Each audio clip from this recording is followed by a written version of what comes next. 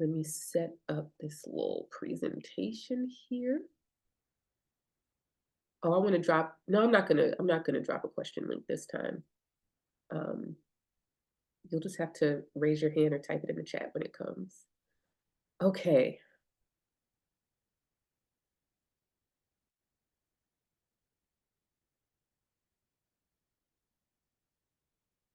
Can everyone see my screen well? Give me a thumbs up, a heart, a something if you can see my screen. I can't see the chat right now. Where is it?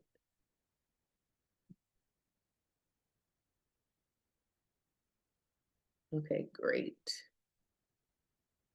I don't think I'll really be able to keep track of the track of the chat. I'll do my best. Thank you guys. Okay. I'm very excited to present to you all today my 2024 Divination for Liberation Sidereal Astrology forecast. The theme for the year is Don't Let Them Make You Forget. And I love when I come up with one of these themes or the astrology drops it on me and I already start hearing people saying permutations of this or talking around it or the context of what I mean by this phrase showing up in the collective. I'm going to start off today by reading for you what is the December 2024 monthly summary. So in the 2024, can you all see me still? Or can you only see my screen? Can you see me holding up this guide? You can see me? Okay, good, good, good. The December summary in the 2024 Sidereal Astrology Guide is similar to the December 2023 summary in the 2023 Sidereal Astrology Guide, which is that both of those summaries are meant to be understood as a retrospective on the year. So here we are standing just on the cusp of 2024, and the December summary, which I'm going to read today for 2024, is basically answering the question, based on all of the astrology of 2024, what will the year look like? When we're standing in December 2024 and we turn back and look at the year, what is it that we will see? What is it that we will have experienced? And what is it that we will have understood about 2024? So this is a hop into the future. This is the most forecast of forecasty things that we can read today. So I'll have it up on my screen so you can follow along as I'm reading.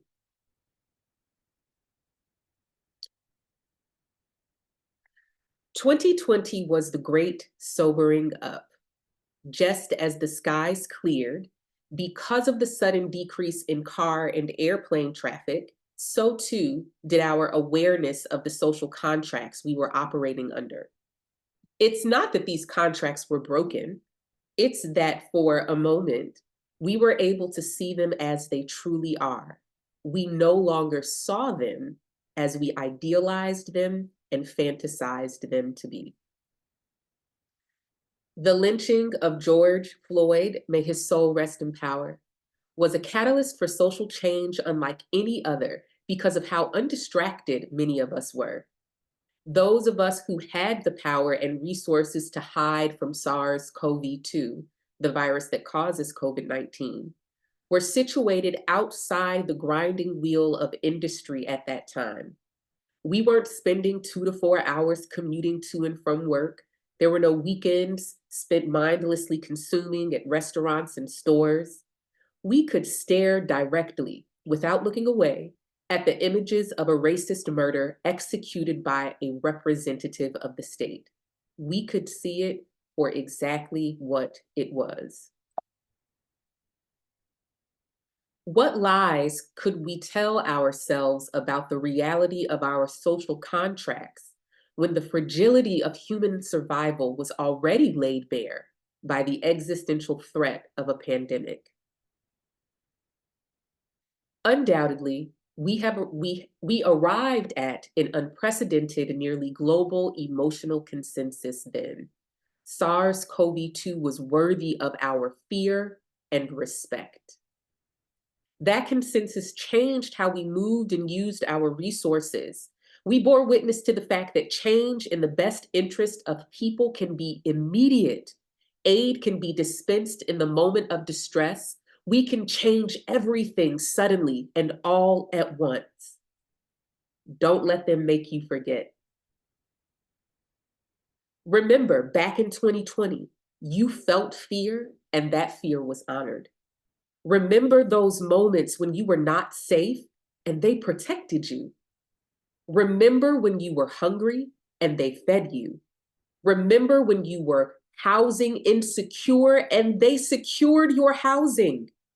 You needed medical care, so they provided it for you. You needed money, so they gave it to you. Don't let them make you forget. Remember when you watched another Black man be murdered by police in plain sight for everyone to see? Remember when your neighbors flooded the streets with you to demand change? Remember when we felt all those feelings together, that rage and righteous indignation? Don't let them make you forget.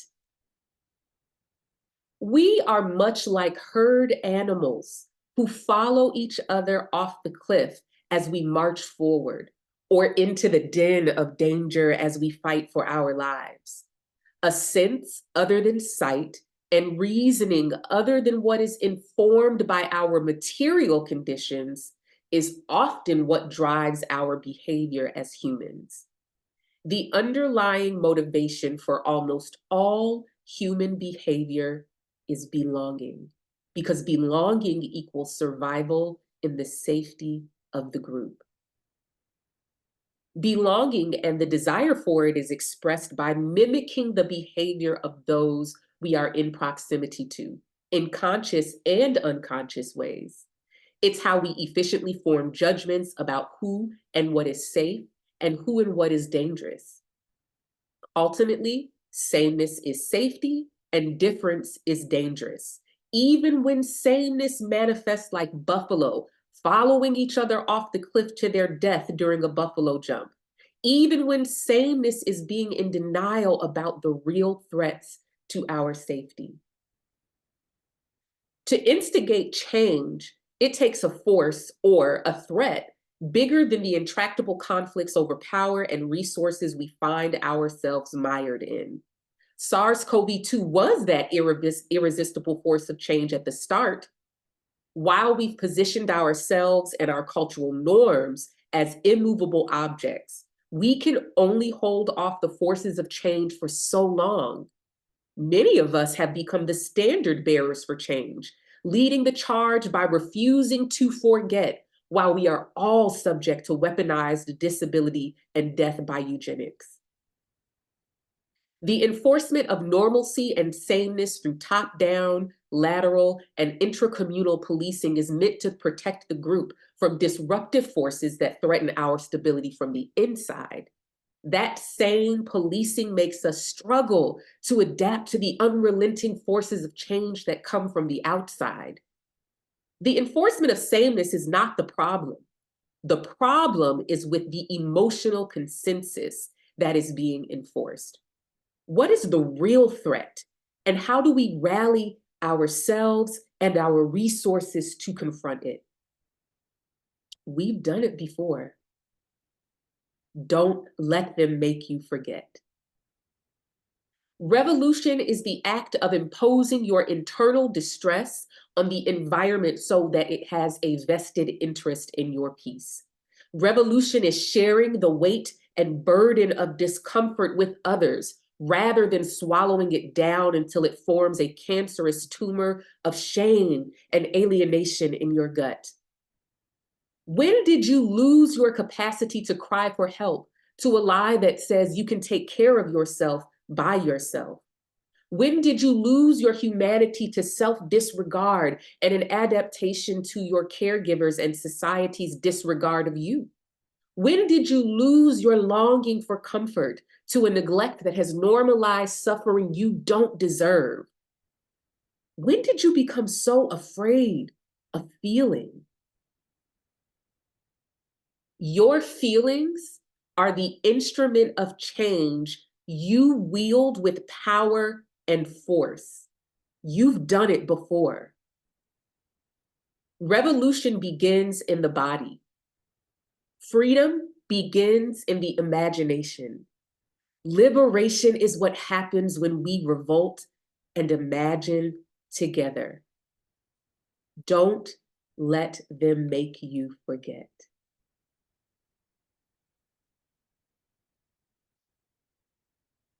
And that's 2024, y'all. All of the themes are in there: belonging, revolution beginning in your body, feelings together. This is the theme of 2024. If you want to know what it's about, those are the themes.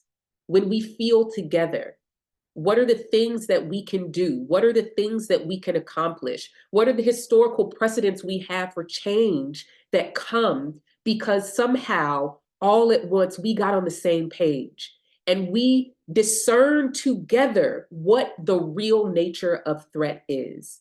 Oftentimes our reference point for that type of emotional consensus is a product of propaganda used to manufacture consent for war. We're seeing that right now. We're seeing a full court press of propaganda from the Western imperial allies trying to manufacture consent for war, for genocide against Palestine by determining for us who is our enemy and who is our threat.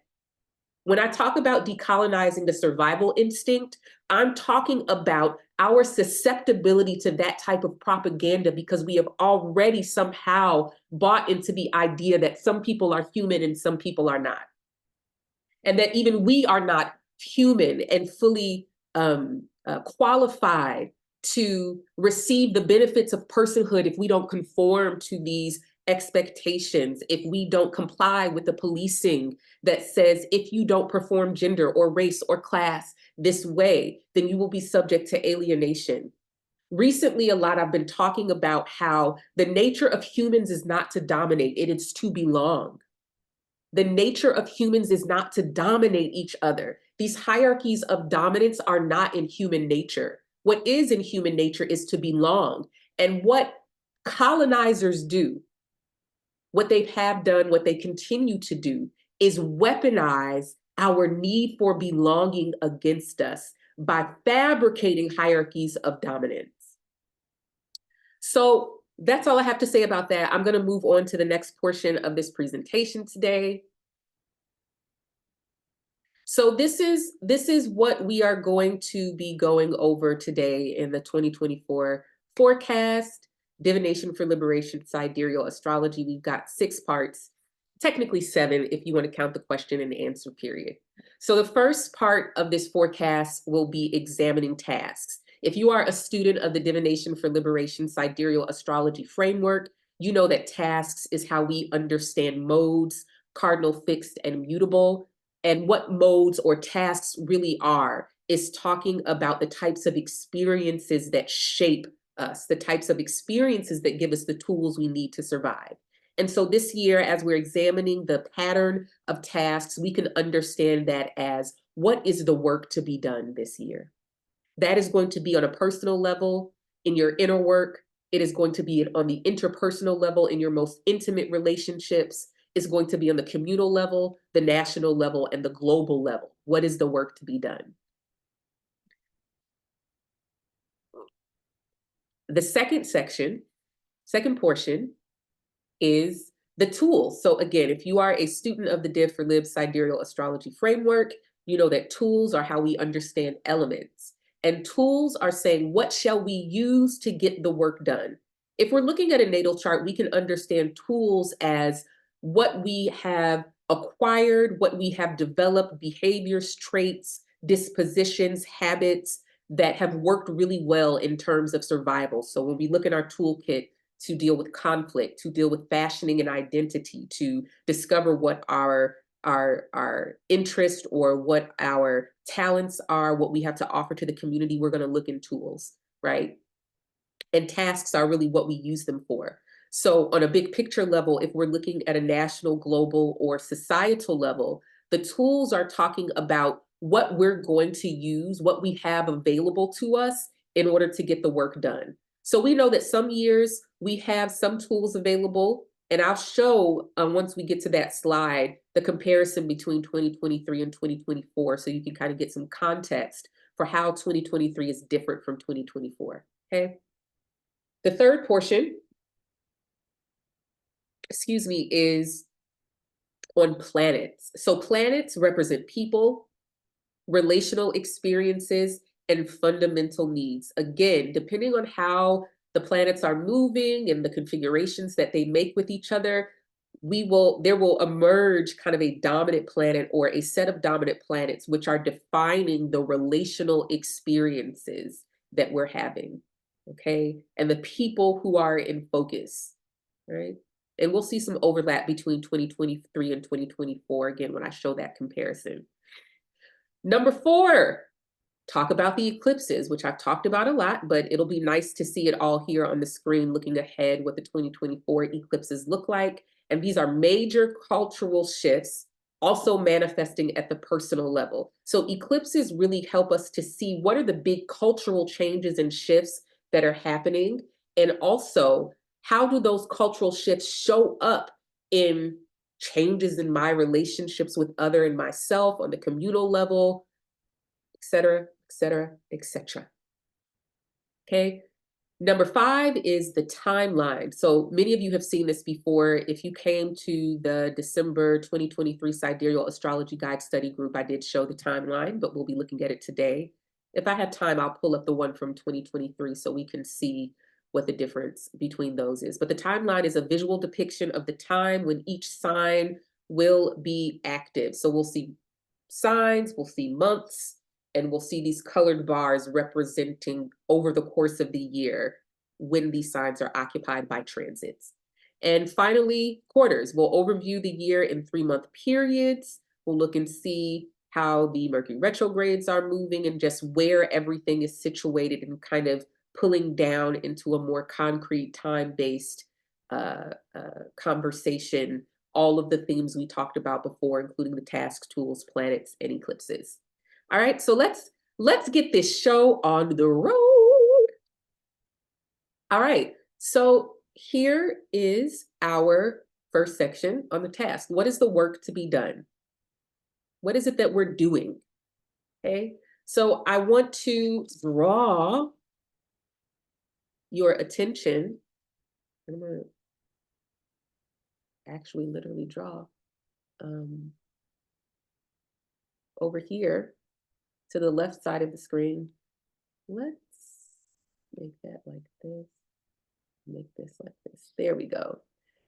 So we can see that 2023 is really, really, really different than what we're going into in 2024.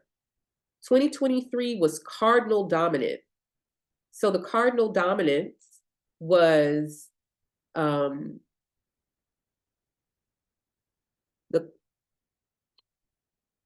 cardinal dominance was the eclipses in Libra and Aries. It was Jupiter in Aries. We had a Mercury retrograde in Aries. We also had a Venus retrograde, which was primarily in Cancer. And so when we're dealing with cardinal stuff, it's about control. What is my relationship with control and how do I get it? That could be control over yourself, control over other people, control over your own body, control over your material resources and environment. Okay? So this year, the cardinal is pretty quiet. We do have, if you look over here to the right, we do have, what happened to my little drawing utensil?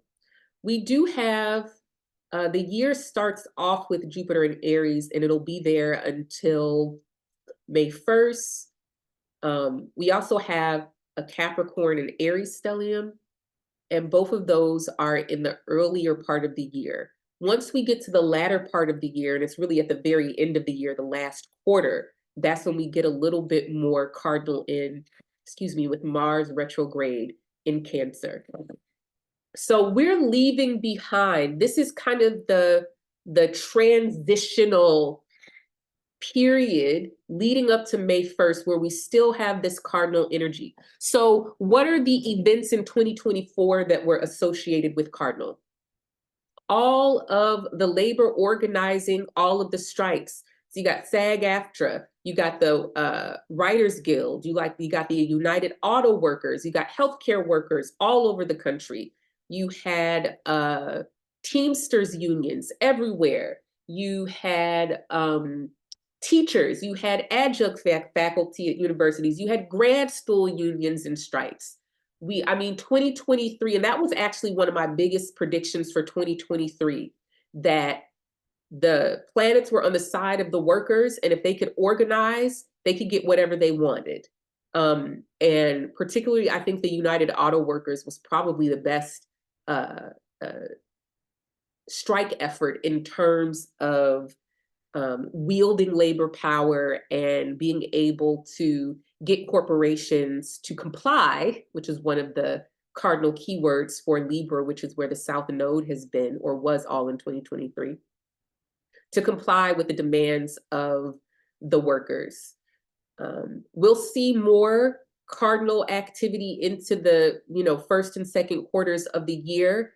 And I think a lot of this cardinal activity is around direct action regarding Palestine and genocide, and calls to both end the occupation and to end the genocide with a ceasefire. We're going to see that direct action look like targeting of corporations. Over the Christmas holiday, there was lots of direct action around disrupting air travel. I don't know if you all saw in Chicago, they had a really well executed day of direct action where groups showed up at several different legislators' houses. They stopped traffic heading into O'Hare Airport, which is like the third largest airport in the world. They stopped traffic on Lakeshore Drive, which is one of the biggest and busiest main thoroughfares in the city. We're going to see more of this going into 2024. I'm expecting things to really ramp up by the end of January. Things might die down after that, unfortunately, because COVID and flu and RSV and tuberculosis are they about to put a hurting on us. They're putting a hurting on us right now, and we got a while before the worst of it passes. I think that's unfortunately might put a little chink in the chain there. Big difference for 2024. I'll be talking more about the Mars retrograde in Cancer later, so just stick a pin in that. Another big difference for 2024 is fixed. Lord have mercy. Fixed is about identity. How do I know who I am? And the second question is really important. Who must I be to survive? I understand identity to be an amalgamation of all of the traits and qualities and skills that functioned well, that gave us access to survival, which is as much as possible, the good favor of our caregivers and other circumstances, avoiding violence from our caregivers, getting our needs met emotionally, or meeting the needs of our caregivers, right? Sometimes that's the identity that we take on. The fixed dominance is so huge this year, of course, because Saturn is at home in Aquarius. Jupiter enters Taurus May 1st, leading us up to the big stellium of the year, which is at the new moon in Taurus in early June. That's Sun, Moon, Mercury, Venus, and Jupiter all in Taurus. And Jupiter is really loud because of the eclipses. The eclipses are in Virgo and Pisces. Pisces is ruled by Jupiter, so whatever Jupiter is doing kind of gets an extra notch up. What are some past time periods or past years in the recent past that can serve as a useful reference point for understanding how fixed transits manifest, or what a year might look like when fixed transits are dominating? And that's going to be 2017. Okay. So in 2017, we had eclipses in Leo and Aquarius. We don't get much Leo this year. 2023 was for the Leo.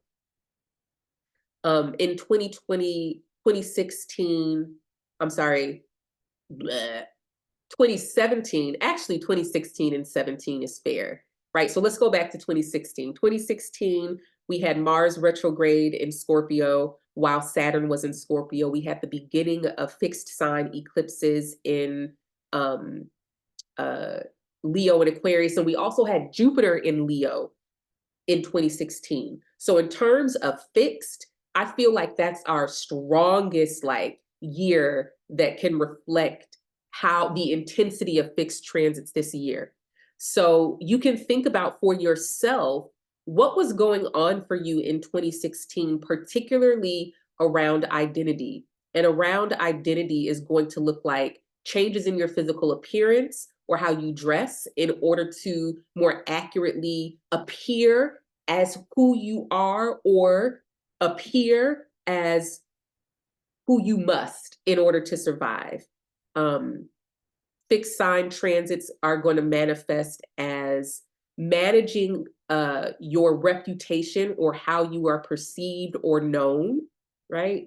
Fixed signs transits can be changes in name, pronoun, right? Or labels, okay? And fixed sign transits can be contending with the role of trauma, alienation in shaping your identity, okay? So that's the big thing. Particularly Jupiter square Saturn. Jupiter in Taurus square Saturn in Aquarius occurs twice. August, stick a pin in August. That is one of the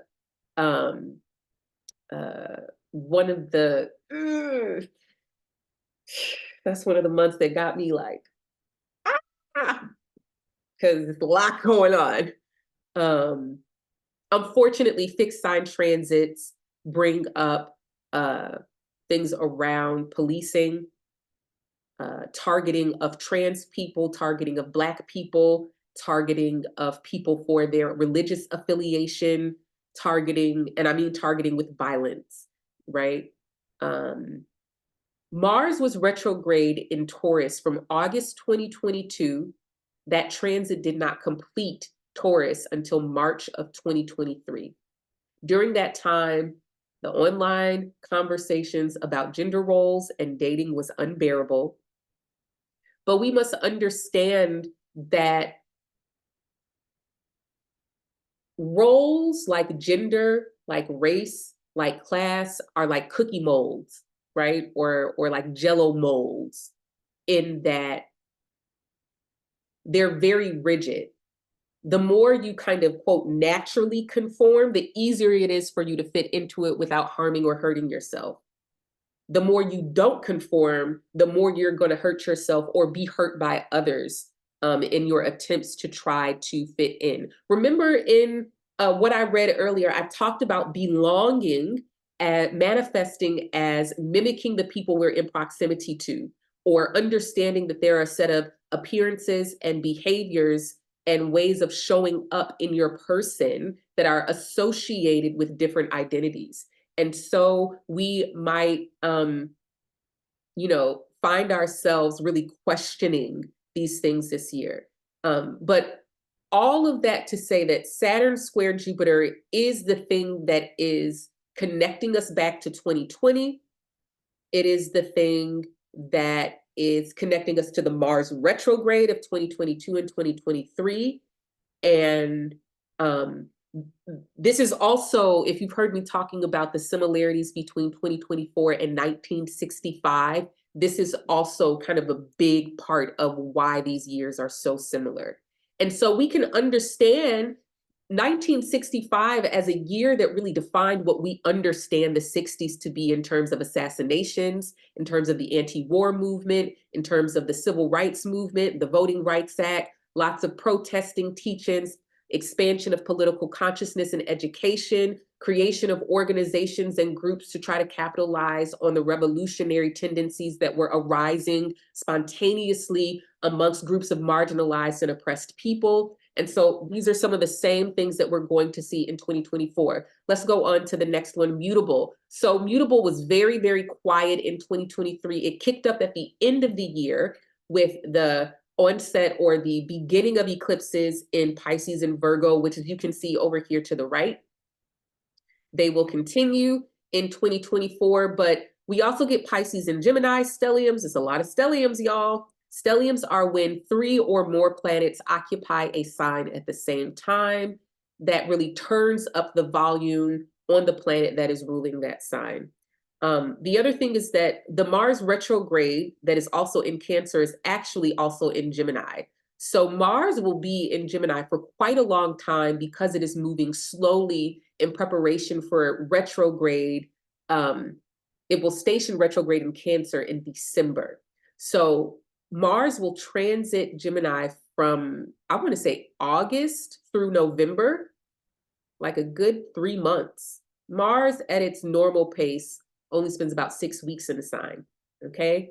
Mars won't retrograde back into Gemini until the early part of 2025. But again, mutable signs are about trust. How do I know who to trust, when, and what for? Propaganda, misinformation and disinformation, science versus religion, academia, censorship, all of those things are going along with mutable signs. The control of information is important with these mutable signs. And as you'll see when I get to the slide on the eclipses, which are about the reorganization of our internal and external hierarchies of trust, more on that shortly. All right. Oops. All right.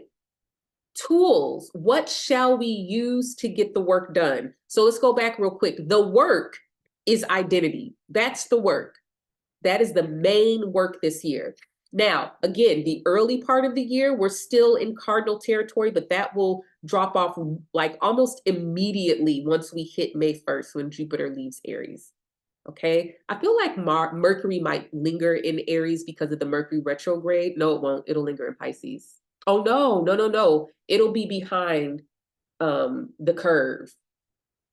It'll be behind the rest of the planet. So, but for the most part, once we hit May 1st, May is our transition month, okay, into this fixed stuff, which dominates the rest of the year. So remember, when we talk about what is the work to be done, this is personally for you, with yourself, with your family, with your friends, but this is also collectively, politically, economically, right? Culturally, on a societal, global level. This is not just in America, this is everywhere, all right?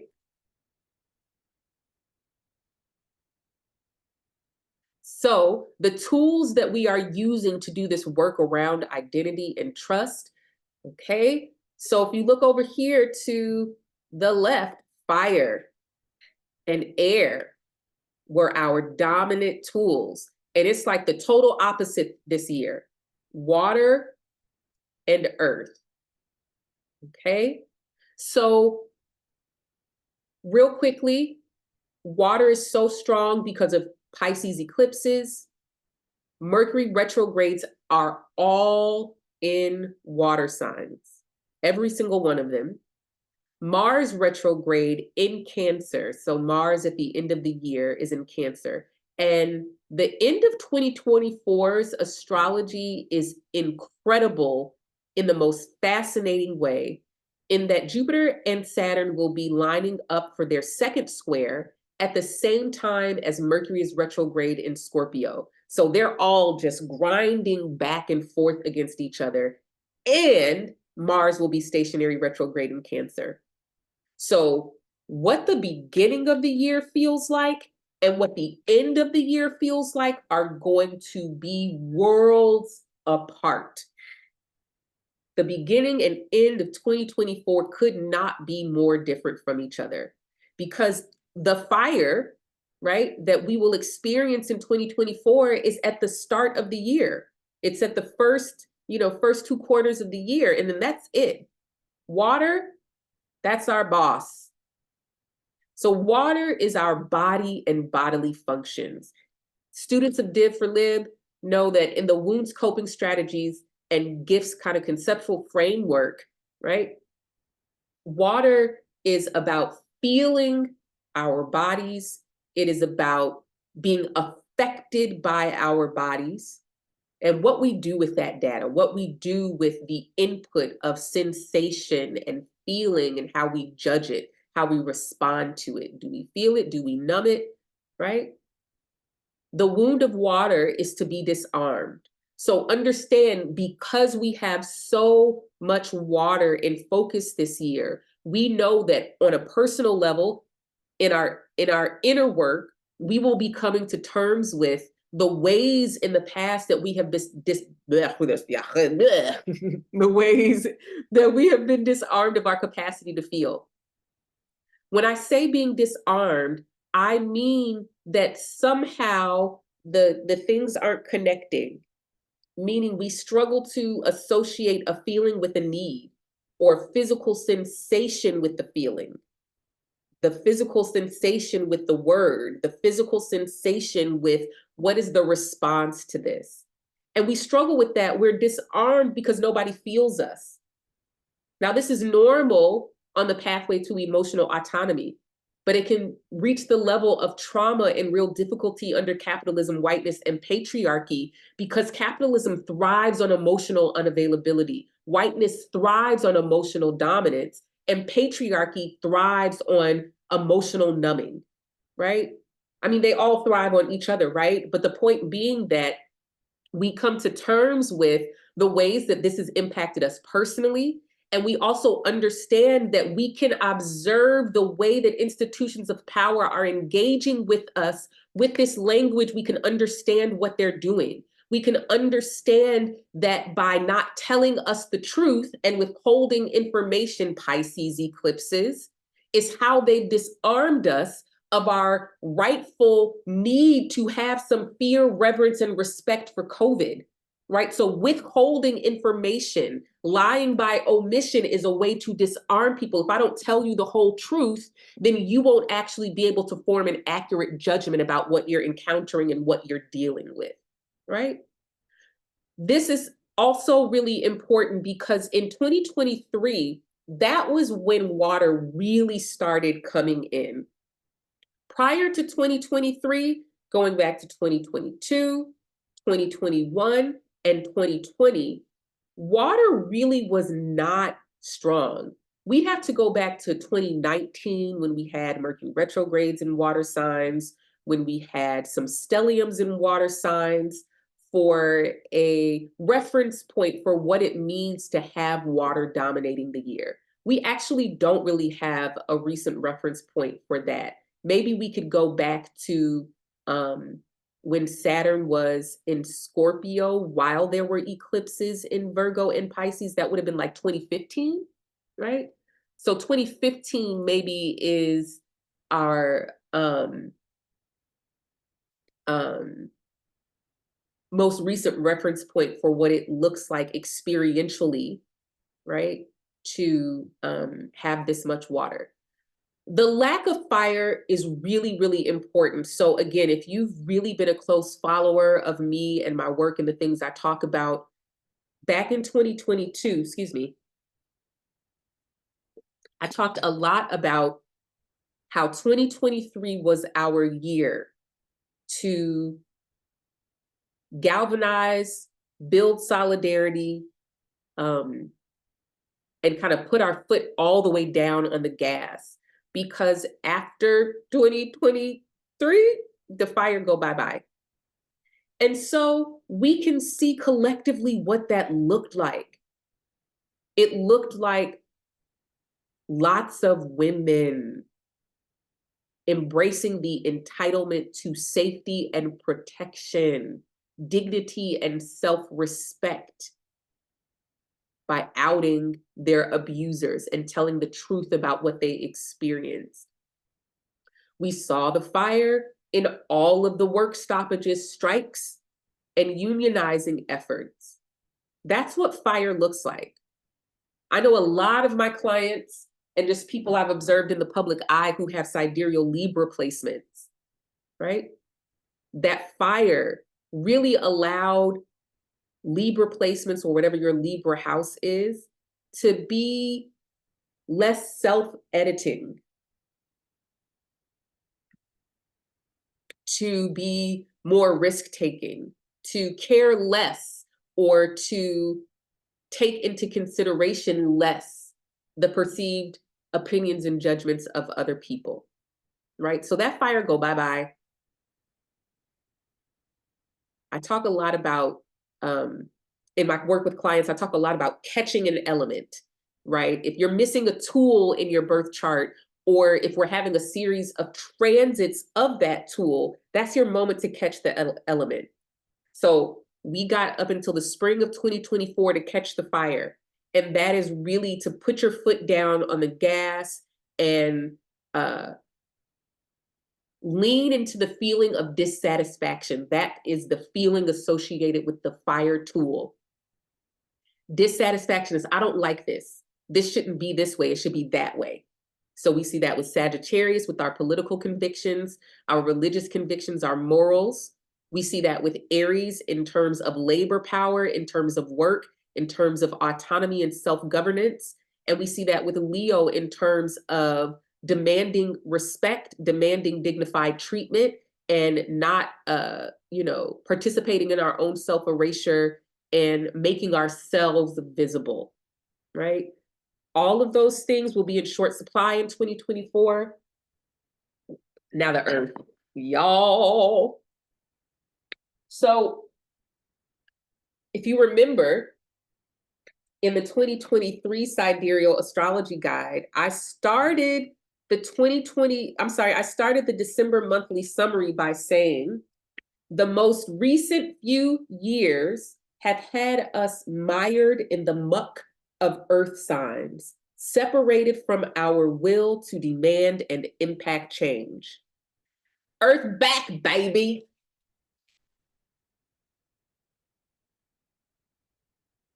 "2023 was like a blip on the radar. Lots of change this year, lots of awakening political consciousness, lots of awakening, labor power and all of that stuff. We got to hold on to that, because in 2024, the policing, the shaming, the repression, the censorship, the denial, the cult-like behavior, all of those things are going to be incredibly intense. Now, there will be resistance, right? And there will also be opportunities for us to come into relationship and community and to build new groups, new organizations, new ways to connect with each other, new ways to fashion belonging. We got eclipses in Virgo, you can see over here on the right side, Capricorn stellium, Taurus stellium, and Jupiter in Taurus. So this is giving us real 2020 flashbacks. This is why I started off that December summary in 2024 with 2020 was the great sobering up. And you can already see that in 2023, the ways that that has been built upon with the Virgo eclipses and the awakening consciousness around Israel as a settler colony that does not have a right to exist on occupied Palestinian land, right? The continued nonstop raising of our voices, right? This is a part of this realism, which is to be able to see things as they are, to understand the way the systems work.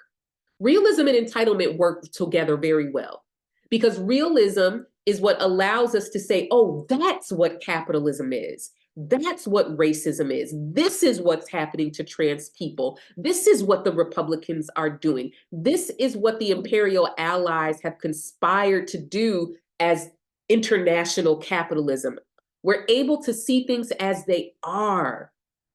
But fire is what gives us the entitlement to be like, oh yeah, now that I see that the way that it is, I don't like it. Nope, nope, nope, nope, nope. So that fire earth thing is we'll have that January and February. And then we say bye-bye. Okay, let's move on. All right, here are our planets, which are people, relational experiences. The big, big, big difference between 2023 and 2024 is the lack of Mars. So in 2023, Mars was popping with eclipses in Aries, Jupiter in Aries, Mercury retrograde in Aries, right? 2024, Mars is go bye-bye. Mars is that drive for our sense of personal power and autonomy. Mars is our need for competence. Oops. Mars is our, oh shoot, gone too far. Mars is our need for competence. Mars is our need to feel capable. Mars is like, I can do it, let me do it. And the reason why Mars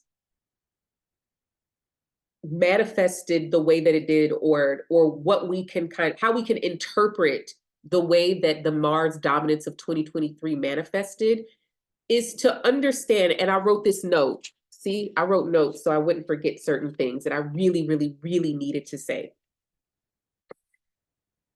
I wrote this down in relation to the Mars in Cancer retrograde. And I wrote down that we can understand the purpose and function of an economic system as the distribution of caretaking labor. I'll say that again. We can understand an economic system as the distribution of caretaking labor. And so what the Aries and Mars dominance of 2023, what is really important to take away from that is that capitalism manufactures consent for dependency. We can actually understand capitalism as the imperial will to thwart the self-governance, personal power, and autonomy of its subjects.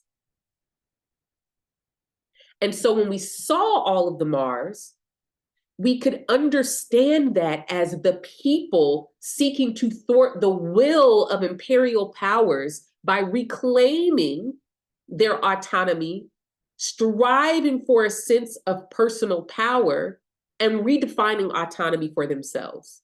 If we define autonomy under the terms of capitalism, or rather, if we define autonomy in the terms of capitalism, we understand autonomy to be entrepreneurship. We understand autonomy to be how much time off we can take from work. We understand autonomy to be how much caretaking we can buy from others. Who's going to make our clothes? Who's going to buy our food? Who's going to clean our homes? Okay. Talk more about this in a minute, but I'm gonna put that note down. Okay, so Saturn is strong because Saturn is at home. Saturn is at home in Aquarius. We understand Saturn to be reality. And in the 2024 guide, it's also in the 2023 guide, but there's a table that says planets in transits. And of Saturn, I say Saturn defines reality. The house it transits says who or what determines the limits of your time, energy, body, and other resources at any given time. Every planet must deal with Saturn as it is in Every planet must deal with Saturn as it is either conspiring with, undermined by, or in contention with reality. Okay? So Saturn is reality. When I talk about Saturn as the need for privacy, I literally mean that's enough attention. Privacy is this need um, to not be looked at so that you can look at yourself without fear that somebody else is looking at you and judging you. Right? If you want to look at the back of your throat, you would prefer somebody not look at you. But if someone is constantly looking at you, you may never look at the back of your throat and see that you probably need your tonsils removed. I know that's a weird example, but I try not to be explicit because I'm kind of, you know, I can be kind of that kind of person sometimes. So I'm trying to be nice today. I'm trying to be poised. Okay. So Saturn, privacy and satisfiability is stop looking at me, right? I mean, it's really interesting the way that the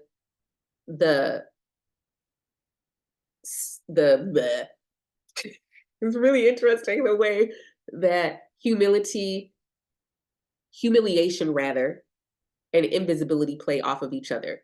Because I keep thinking about trans people, right? You see under here where it says the people associated with Saturn are the dehumanized and the invisible. You can't see it because my pen is not. Right? The dehumanized and the invisible. It makes me think about trans people because trans people are subject to incredible amounts of humiliation, meaning that there's constantly attention being drawn to them, but it's being drawn to them in a way that's dehumanizing and invisibilizing for them, such as to say you don't exist, such as to say you're not real, right? But the Streisand effect is really interesting in that way. The more you say, don't look at this thing, the more people are going to look. And the more people look, the more people are like, oh, maybe I'm trans. That sounds like the thing that I've been experienced that I didn't even know was a thing or have language for. Hello, Saturn. Okay.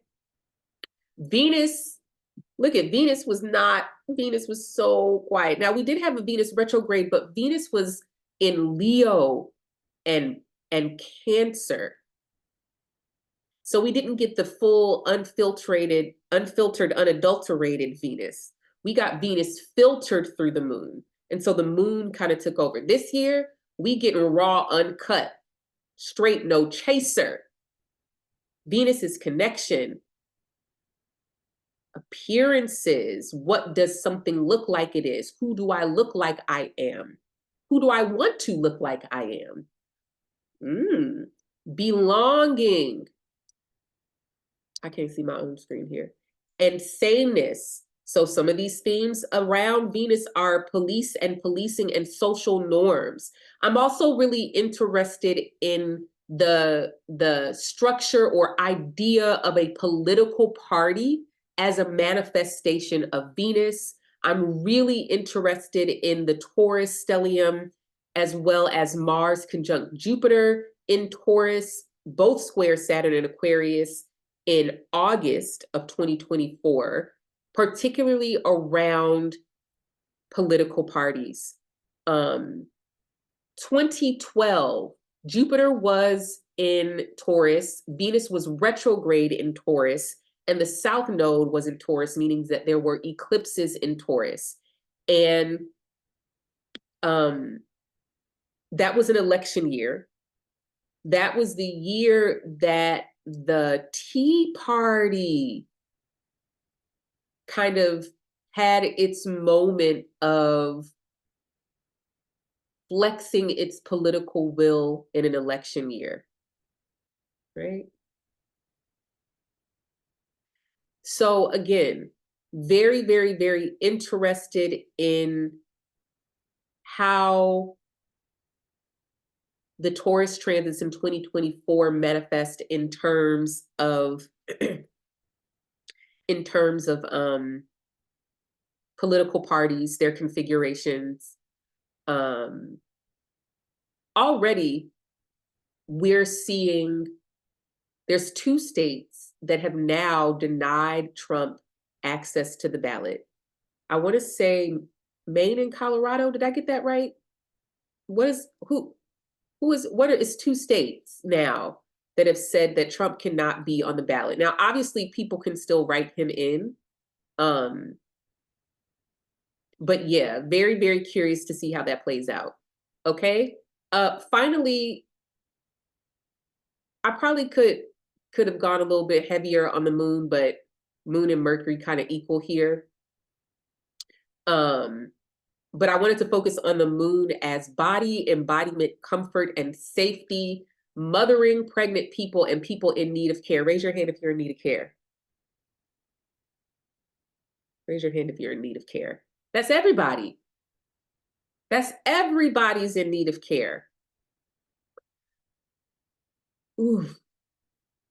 When 2009, the end of 2009 into 2010 was the last time we had Mars retrograde in Cancer. Thank you, Sarah. No, you can't write him in Colorado. He's unfit for office in Colorado. If you write him in, your vote doesn't count. Fascinating. Thank you for that. See, taught me something today. So I've been wondering about that. But yes, think back, my friends, to 2009. Very end of 2009 into 2010. That was the last time we had a Mars retrograde in Cancer. Okay, so write that down, revisit your camera roll, revisit your life, so you can connect those dots for yourself. Let me get this show rolling. All right. Eclipses are major cultural shifts manifesting at the personal level. This year's eclipses are solely, this year being 2024, are solely across Pisces and Virgo, which are mutable signs. You'll see over here. Gosh darn it, the heck, what did I just do? Oh my God, y'all. I pressed the wrong button. You gotta start all over. Okay.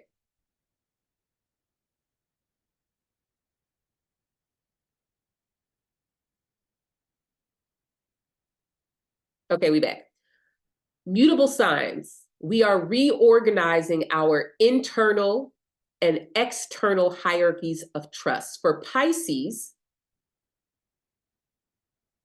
that looks like restoring trust in our feelings and bodily functions. Come on, Jesus.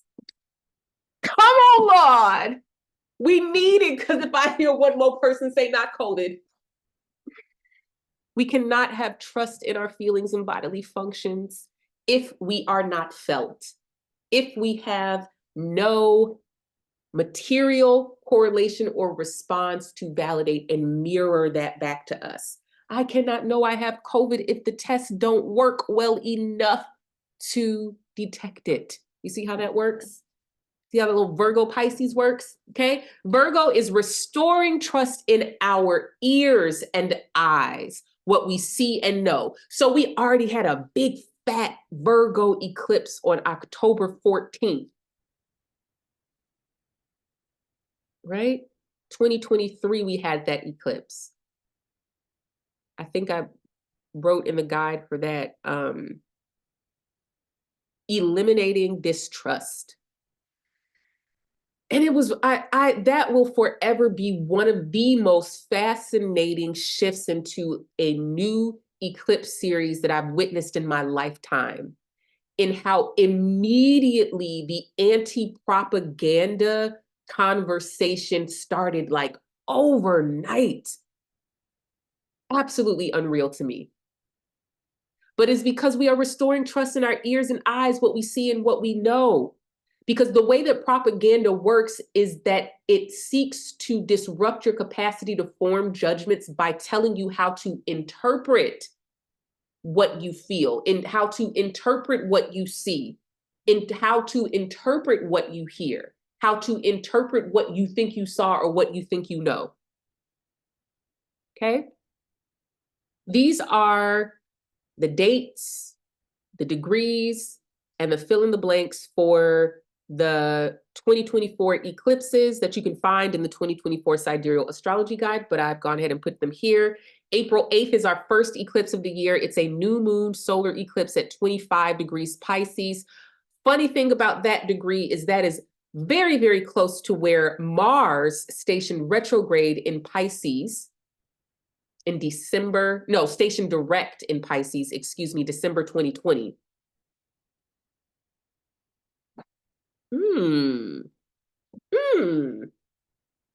Très intéressant.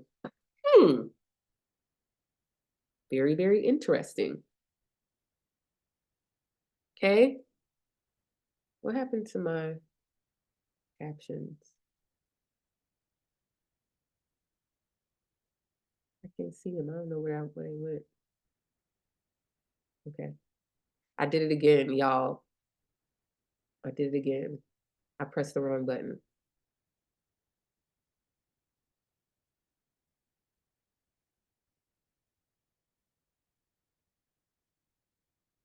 Okay, we're back. I'm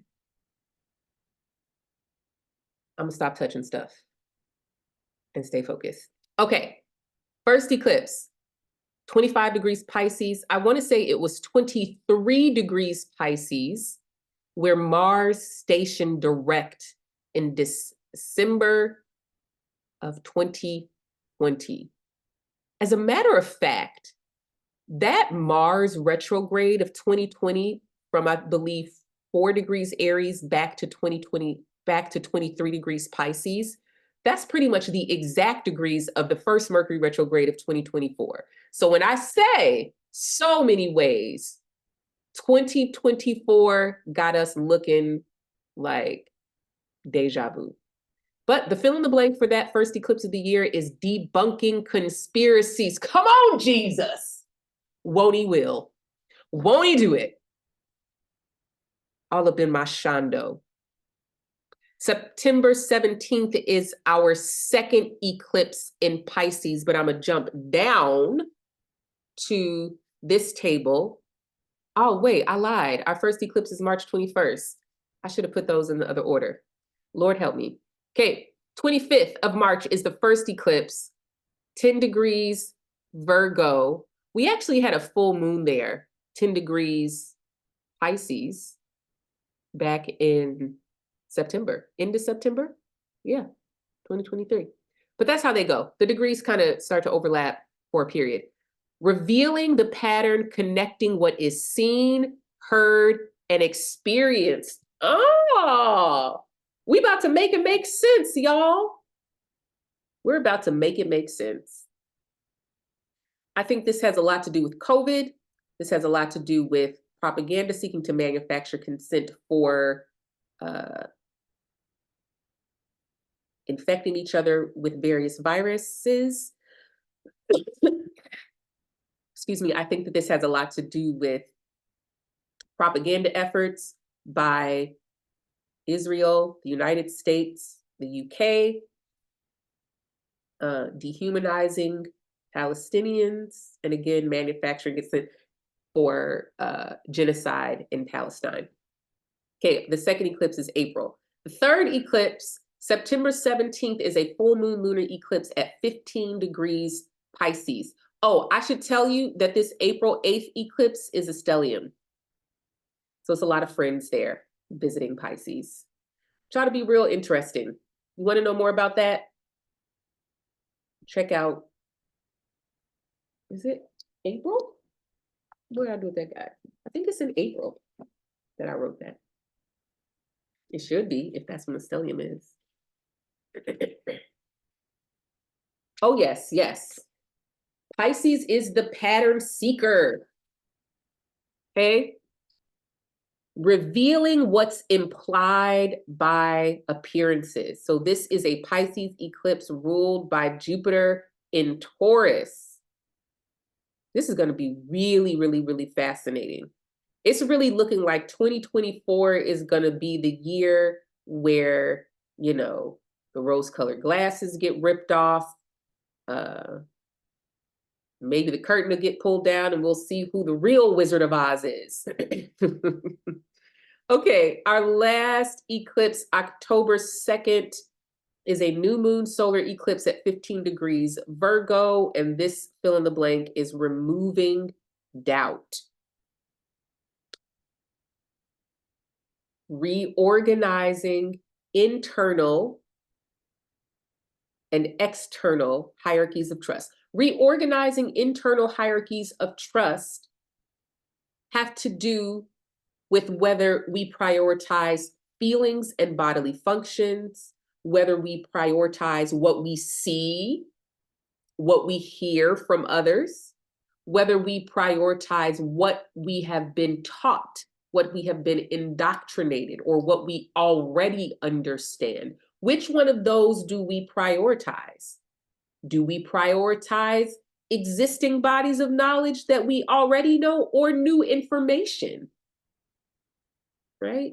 What is our internal hierarchy of trust? Which, of course, is fluid and ever-changing, but eclipses and mutable signs bring pressure-like events. They'd be like, you need to figure this out real quick. Or you come to understand why your hierarchy of trust internally is the way that it is. Get me? Reorganizing external hierarchies of trust have to do with our institutions, our academic institutions, our political institutions, and our government institutions, our healthcare institutions, our media institutions, right? So there are reorganizations inside those institutions, and there are reorganizations more broadly in terms of on a societal level. So prior to 2020, you know, the CDC was a relatively trustworthy public health organization. At the end of 2023, we understand that the CDC's trustworthiness has been shaken because the CDC has prioritized political stuff over public health stuff. Now, if you saw me mention or heard me mention that we had a Mars retrograde in Pisces in 2020. We also had Jupiter in Sagittarius in 2020. We also had eclipses in Sagittarius and Gemini in 2020. Prior to that, from 2017 to 2020, Saturn was in Sagittarius. The Gemini Sagittarius eclipses actually started, what, in 2018? So I've talked about this before. Trump is Mr. Mutable. He's got Mercury in Gemini. He's got Jupiter in Virgo. His inauguration chart, his tenure as president began right with Saturn in Sagittarius. Donald Trump can be seen symbolically as the president, the regime, or the administration that ushered in this reorganization of internal and external hierarchies of trust that are reaching a really critical point here in 2024 and setting us up for Saturn in Pisces, which will be 2025 to 2027. But this is a really high point. Or what are the consequences of saying fake news? What are the consequences of stacking the courts? What are the consequences of the devaluing and the delegitimizing of the credibility of experts? Right? This is what these eclipses are about. There are real personal implications for this. I can't go get to the dentist to get my old cavities filled because I live in a state where down here. So I'm taking the best care of my teeth that I possibly can because I can't trust healthcare providers to not infect me with the brain-eating virus. Right? There are real personal implications of this. People have been manipulated into harming each other because They have been explicitly lied to, Virgo, and they also have had information withheld from them, Pisces, right? So let's go on to our timeline. We're getting to the end here, folks. All right. I would like to see if I can pull up. Hold on, y'all. I want to see if I can pull up the 2023 timeline.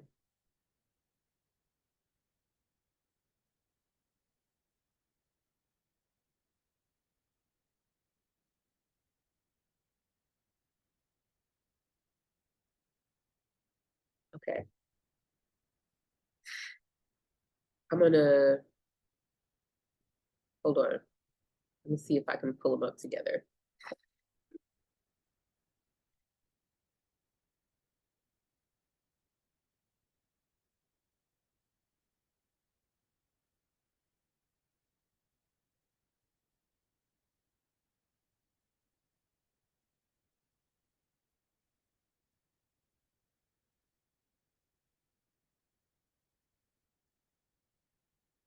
Hold on, y'all. I'm figuring it out. Okay, there we go. Oh no, I didn't mean to do that. Let's try this again. Here we go. I know some of y'all don't want to see your stuff on here, so I'll take that off. So what are our big differences here? So I think the big thing here is that, look at this. This is 2023 up top. All of that Cancer from May through September. There's no Cancer here. There's no Cancer here. So that's going to feel real different, okay? Also, this was 144 days of Cancer and 125 days of Leo. In 2024, Scorpio will be a pretty long transit because of the Mercury retrograde. And also Venus, by the time we get to October, Venus is ahead of everybody because in the first and second quarter of 2025, Venus will be retrograde in Pisces. So much Pisces, y'all. Venus will be retrograde in Pisces in 2025. March 29th, 2025, Saturn will be in Pisces. Okay. Speaking of Pisces,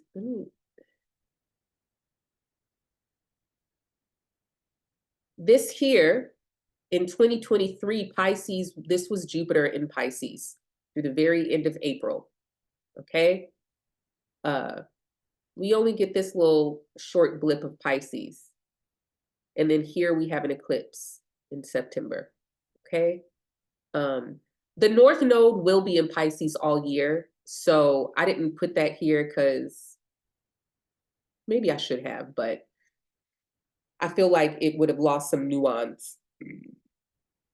Excuse me. But pay close attention to your Pisces house. There's a thread connecting the summer of 2020 to the spring of 2022 to this series of eclipses. We'll have our first Pisces eclipse like you saw in April of 2024. Okay. We already talked about Aries here. This go bye-bye.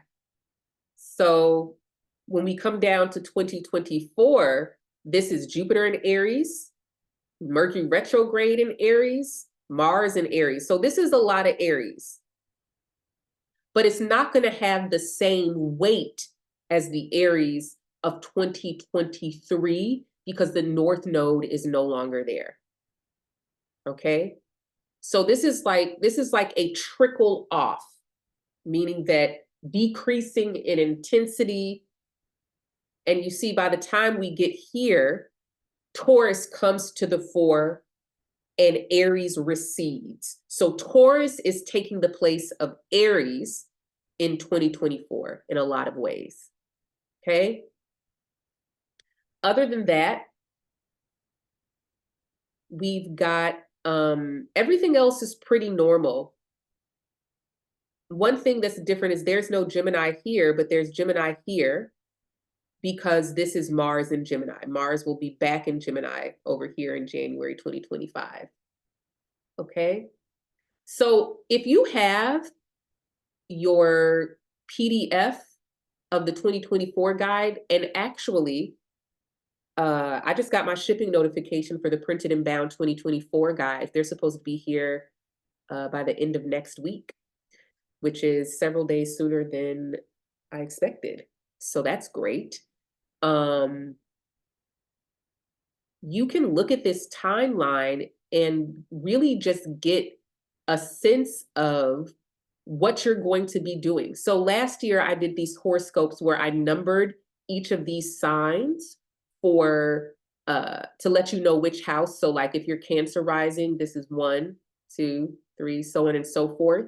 And so you go look at the houses table and you'll understand that this chunk of July and this whole chunk of October, November, December, Mars will be in Cancer. If you're Cancer rising, then you know that's the time where there's something happening with your physical body, how you show up in relationships, maybe some issues with your head or your hair or your teeth or your mouth, right? Maybe you're changing your physical appearance, okay? And so I guess I'll release those at some point. Just not today. Just not today. If you want them, let me know. I have plans to do some other horoscopes for my Div for Lib community on the Podia. Okay. I think that's all I want to do with the timeline. I'm going to go, what the heck? Oh, there it is. I'm gonna go back to this. All right. Quarters. Overview of the year in 3-month periods. So you'll see a thread here, right? We've got all the water Mercury retrogrades. So I kind of lied, or I didn't tell the whole truth. Mercury is going to station direct or retrograde at like 1 or 0 degrees of fire signs, or rather 1 or 0 degrees of Aries, 1 or 0 degrees of Libra, but it will spend the rest of the Mercury retrograde in water signs. So this is like a blip on the radar. It's not insignificant, particularly this 3rd quarter Mercury retrograde. I did talk about the significance of this Cancer Leo thing in the guide, particularly because Cancer and Leo were really important to the 2023 astrology. And so this particular Mercury retrograde in this time period will definitely be revisiting some of that 144 days of Cancer and 125 days of Leo stuff that we experienced in the 3rd and 4th quarters of 2023. All right, but let's go back to the start here. The stelliums here, the Sagittarius stellium through the very end of January, okay? Then we have a Capricorn stellium in February, an Aquarius stellium in February last through the very end of March, and then we have the Pisces stellium. The 1st quarter ends, right, with that March 12th eclipse in Virgo, okay? So you see, we don't necessarily have a really clear pattern here in the 1st quarter in terms of our tools and tasks because all of the planets are kind of moving together. It's not until, I kind of feel like it's really only the 3rd and 4th quarter, right? Well, I said that earlier, right? Excuse me, the fixed gets really intense, whereas cardinal is a little bit heavier. in the first part of the year, of course, because we have Capricorn. Jupiter is still in Aries until May 1st. We get a Aries stellium. I don't know if I mentioned this earlier, but in 2021, we had a Capricorn stellium in January and February. That was the January 6th. That was the deadly freeze in Texas. I feel like there was one other thing that happened in the early part of 2021. But what the astrology of that time was not just a Capricorn stellium, it was a Capricorn stellium with Mars in Aries, which is really abnormal for Mars to be in Aries at that time of year, but it was there because of the retrograde that it was wrapping up. So we had all of those planets in Capricorn squaring Mars in Aries. Saturn in Capricorn, excuse me, Jupiter in Capricorn, Sun, Mercury, Venus, all in Capricorn, taking their turn, squaring Mars and Aries. Now remember, that's cardinal, and cardinal is about control. How do I get control over myself, over other people, over my body, over my feelings, over other people's feelings? How do I get control over the country? How do I get control of the politicians, of my money, of my resources, right? At this Capricorn stellium, Saturn is not in Capricorn, but the sun will be there, Mercury will be there, Venus will be there, Mars will be there. We'll get a nice little new moon stellium, okay? And it will all be squaring Jupiter in Aries. So this is really, really, really revisiting some of the same stuff that we were dealing with in 2020 and 2021, okay? This is highlighting a really simple div for lib principle, that every transit through a sign builds on previous transits through a sign. It's literally like you're watching a television show and you're picking up on these storylines with characters in the show, except for it's your life and it's your chart and it's our country and it's our world, okay? Like I said, first quarter ends with the eclipse in Virgo. Second quarter begins with that April eclipse in Pisces. We get Aries, Taurus, and Gemini stelliums. Taurus is the big kahuna, giving very much 2012 and 1965. Okay? 2012 and 1965, a little bit of 22. Mix them all up in a jar. What do you get? Okay? Mercury retrograde in Pisces and Aries, as I've stated before. Again, here go the 2020, 2021 flashbacks. This Mercury retrograde, you can see it in this table in the guide. Mercury at 21 degrees Pisces will retrograde and direct at 3 Aries. So I had that degree off for that full moon I was talking about earlier, or that new moon eclipse I was talking about earlier. But all of that to say, those are almost the exact degrees of the Mars retrograde in 2020 and 2021. All right. We know what 2020 and 2021 was. Don't act like you ain't know that pandemic ain't come here and smack the schniz out of us. Like we ain't know. And we about to hit it again. All right. This is one of the main events of 2024, Jupiter in Taurus. Again, last time Jupiter was in Taurus was 2012. It was a lot of Taurus in 2012. Like I said, Venus retrograde, eclipses in 2012. That was a very, very, very Taurus year. And we had some really interesting things around that theme of belonging that you'll see me talk about more and more over the course of the year. Okay? Third quarter, this is another, this whole thing, right? This is a thing. Uh-oh. This is a thing right here. Now, for my astro nerds, visualize this. Mars, Jupiter at 22 degrees of Taurus. They meet up at the exact same time as Saturn is at 22 degrees Aquarius. That's one of those like uncanny astrological configurations. Like, how does this all add up? How does this all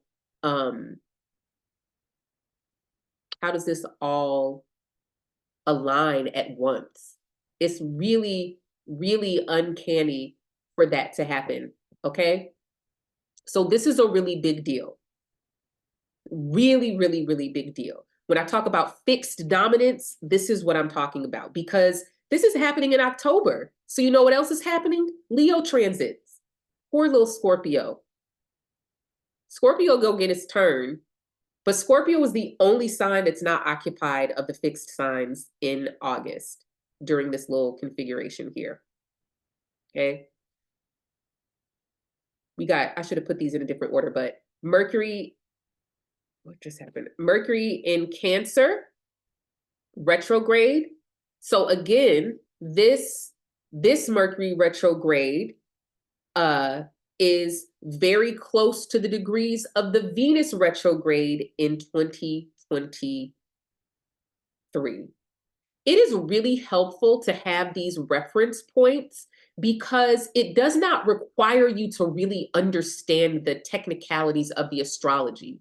All you need to be able to say is what was going on for me in July, August, September of 2023.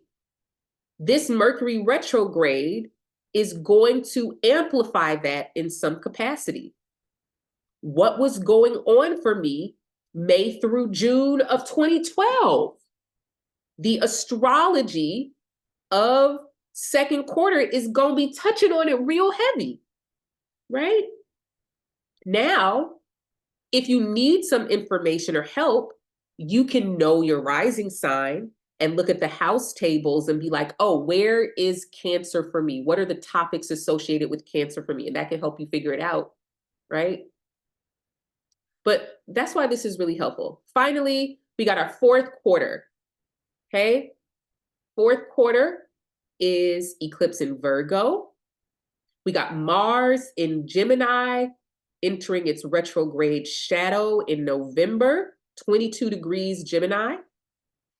Mars will station retrograde in Cancer in December. And here's more of that fixed. We get our second Jupiter-Saturn square. The third one is in 2025. And we get Mercury retrograde. So that fixed, I hope you can see that there really is a huge line of demarcation in terms of the astrological themes between the second and third quarter. And the transition is this new moon in Taurus, Jupiter in Taurus, May and June 1st. Okay, that's all I got. I'm gonna answer some of these questions. And if you have questions, raise your hand and I will call on you, or you can type it in the chat box and I will look. I'm gonna turn on the computer. Okay. All right. Whew. Here's the first question. Are most of us on the same page of our collective liberation? How do we pick up the others? They need a ride. Okay, y'all. I bought this book probably last year, and I just so happened to pick it up to read this week. This book is called Organization and Spontaneity, the Theory of the Vanguard Party and its Applications to the Black Movement in the US Today. So I believe this was originally published as a pamphlet in 1976 or 72. The Vanguard Party, the concept of it was created by Lenin in Russia as the Russian Revolution was in the making. The idea of a vanguard party is something that, I mean, it's so applicable to now. The idea of a vanguard party is that there needs to be a class of professional activists, right, that have this special knowledge to kind of lead us through the liberation. And this whole book is like, fuck that shit. Because what actually ends, I mean, it's so timeless and so uncanny, because what actually ends up happening with vanguard parties is what we saw happen with the Black Lives Matter organization, where they become more concerned with preserving their access to capital and their power than they are with being an engine of change. And so what this book is really talking about, and where are my little notes? Okay. It talks about the need to dismantle organizations once they complete the task they set out to do. Okay. And then I wanted to read this note that I wrote down. People who rebel, resist, and enter into life and death struggles never act without a sense of purpose and direction. They know what they want and they organize to set out to get it. They define spontaneity in contrast to a political party, right? So I'm answering the question this way because there's a lot of dialogue offline and online, a lot of critiques around how protests don't do anything and posting on the internet doesn't do anything. But that's not true. I would understand these things as spontaneous, right? Let me find I'm gonna read these quotes that I highlighted. The type, I'm gonna just read this whole little paragraph. The most serious mistake every political leader has made is not confiding in the masses. Instead, they have placed their confidence in organization. But the type of organization that is essential for a transformation of any society can only be created through spontaneity.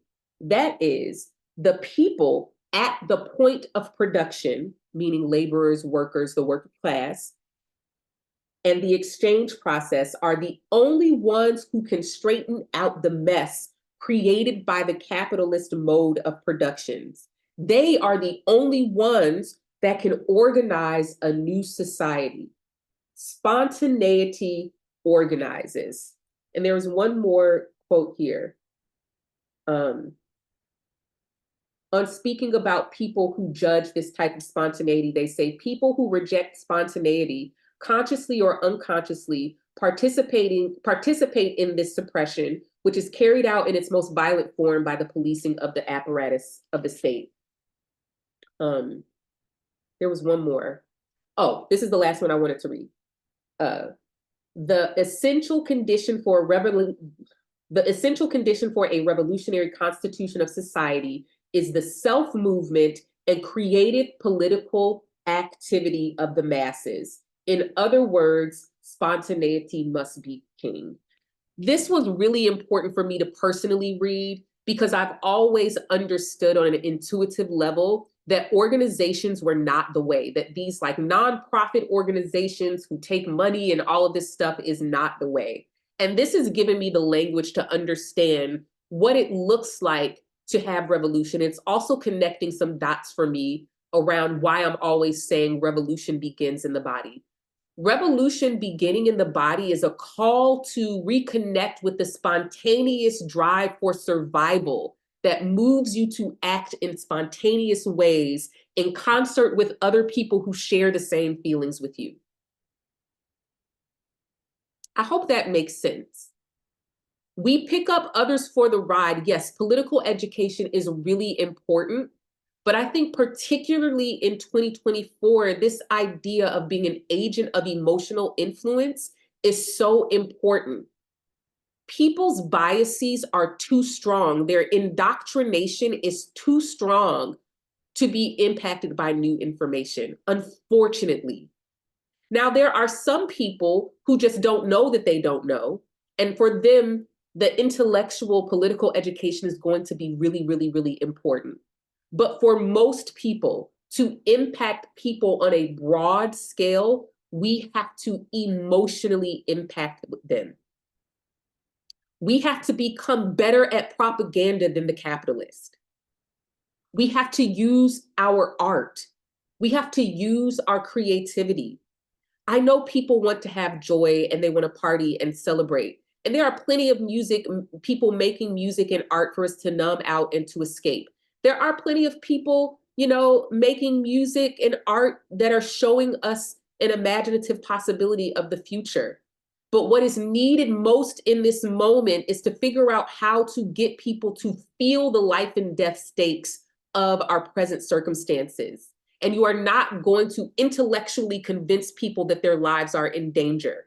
Someone asked me a question before about how to, it was along this lines about like how to use existing relationships or something like that. And one of the things that I said in that moment is about how if you can think, your capacity to think is a measure of how much you are in danger. Meaning, if you have time to rationalize and pontificate and strategize, danger's a little bit further away. If it's a bomb coming at your head, you do what you're not thinking, you going where your legs take you, or you're following the herd because your nervous system fight flight is like, oh, the opposite of death is that way with those people, right? And so going back to revolution begins in the body, there's a certain urgency that I think people are numbed out of and propagandized out of. People need to feel the stakes. And I'm going to leave it at that. How to connect with other people. I love that I waited until now to answer these questions because I've had some calls with clients, some sessions with clients, and just my own studying and reading that has better equipped me to answer these questions.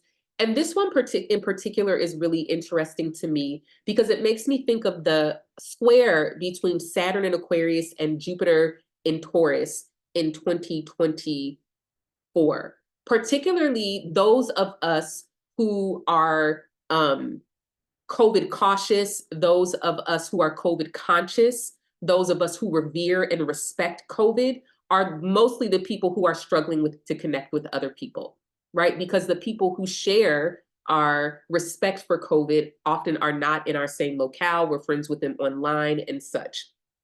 But I think one of the promises of Taurus is figuring out how to signal to the people who are the same as us on the inside that we are in fact the same. Often Taurus is a function of concealing our differences in order to appear the same as the group so that we are not alienated or ostracized. Remember, the nature of humans is to belong. The thing that will trigger the human nervous system more than anything is ostracization and alienation, rejection. Those have the biggest emotional impact on the human nervous system, right? And so I'm saying all of this to say that how we harness Taurus is to understand that we can use this human principle of how our physical appearance signals to other people certain things about who we are. We can use that to our advantage. And that's going to require some creativity, which is exactly what the Saturn in Aquarius Jupiter square signifies. So all of this to say,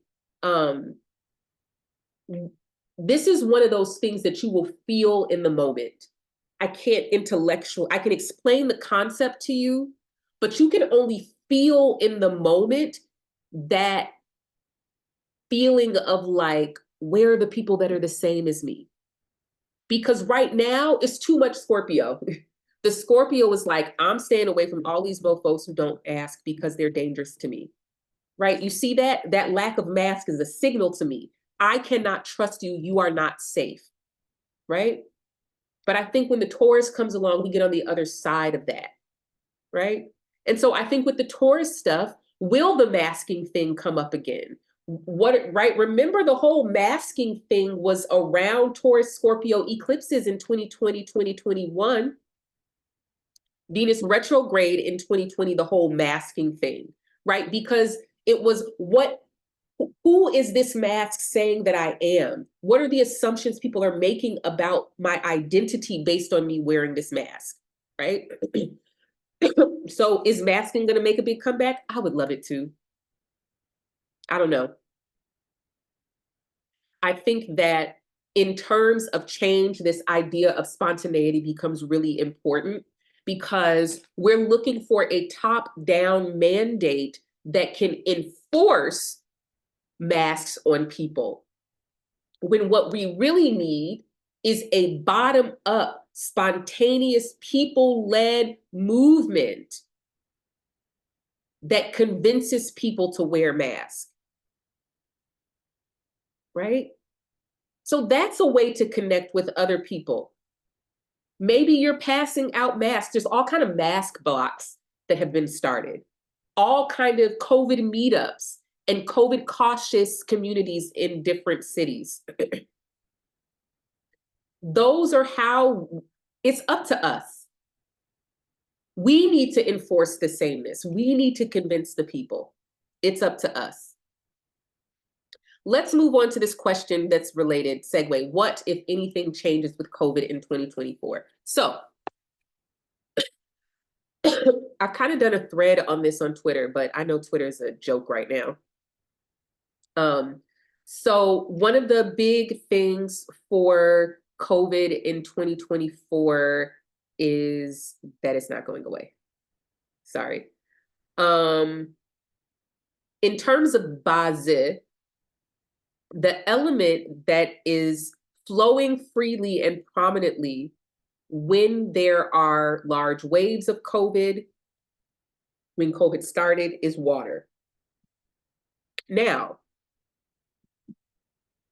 excuse me, water does begin to recede in 2024.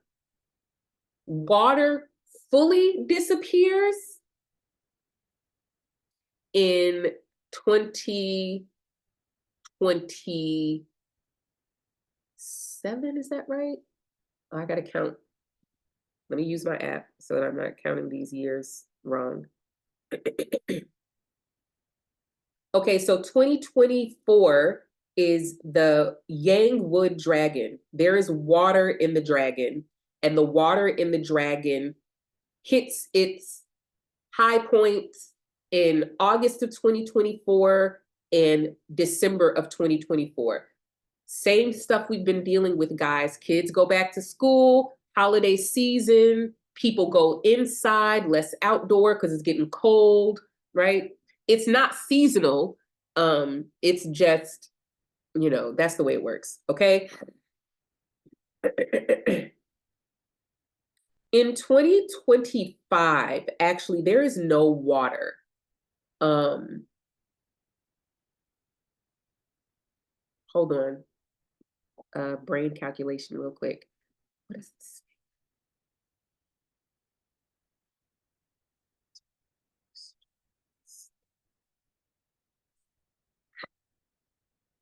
Yeah, August just keeps beating our ass every year. Because even in 2025, the snake combines with the monkey in August of 2025 to make water. But that's the least water of the past few years. It's really 2026, 2025, 26, 27 is when we'll really see it recede. Again, it is hopeful in 2024 that water is receding, but we're still going to have some stuff going on in 2024. This particular wave, let's check back in come February of 2024, because this might be the wave that changes the trajectory of the pandemic. And as a matter of fact, I want to read this tweet. Some of you all have seen it.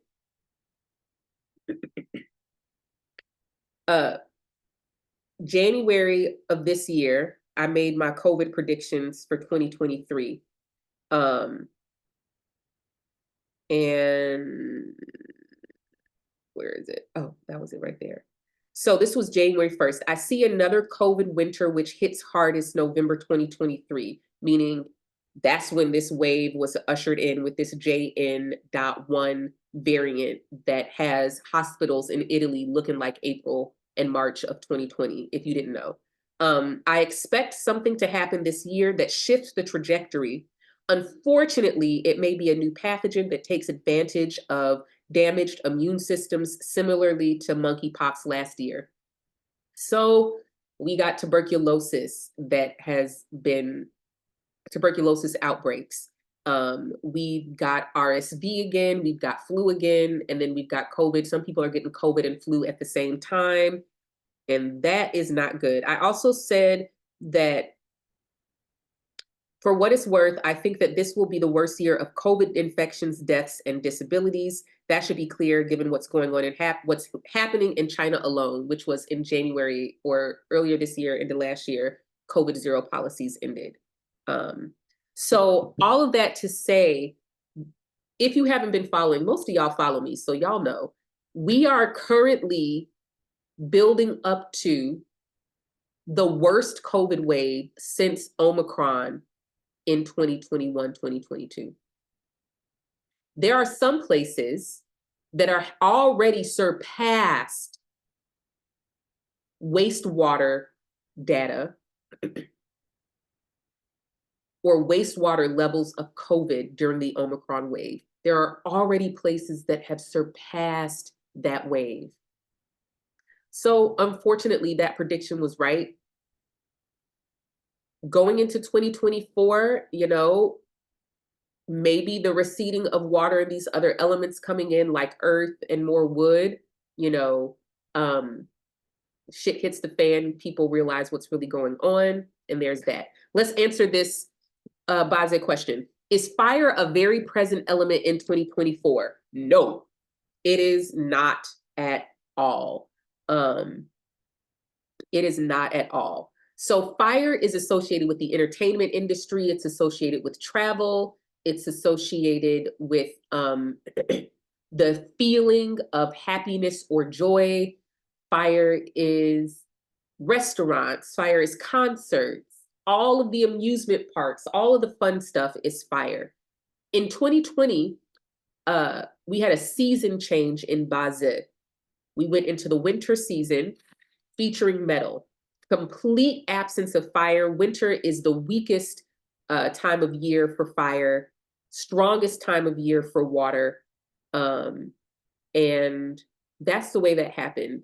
So in 2024, there is no fire. I think the biggest element in 2024 is going to be earth. It's going to be, I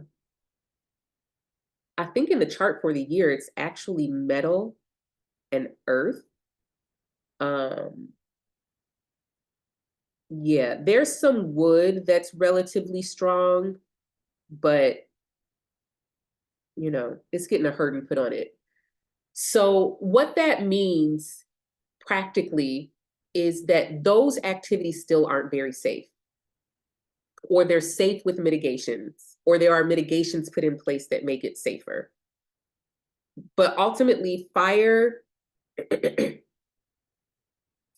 comes back. Well, 2025, we begin the fire series of years. So the snake in 2025, fire is at a peak in 2026. 2026 for me is like, I'm not going to call it normal, but let's just say something that looks a little bit more familiar. And I'm really curious to see how that happens. I just can't, my imagination is too limited right now to understand like what is going to happen to COVID. Is it a sterilizing vaccine? You know, if there's a sterilizing vaccine, let's see what news we get about that in April and May of 2024. Okay, April and May of 2024. Yeah. But again, remember, we're still going to have the water stuff in August, September, October, August, September, and then November, December. Okay. Any hope to primary Biden? Okay, y'all.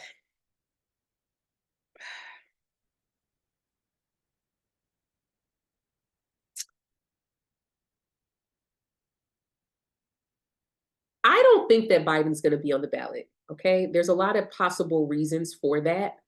However, when looking at Biden's Bazit chart, um,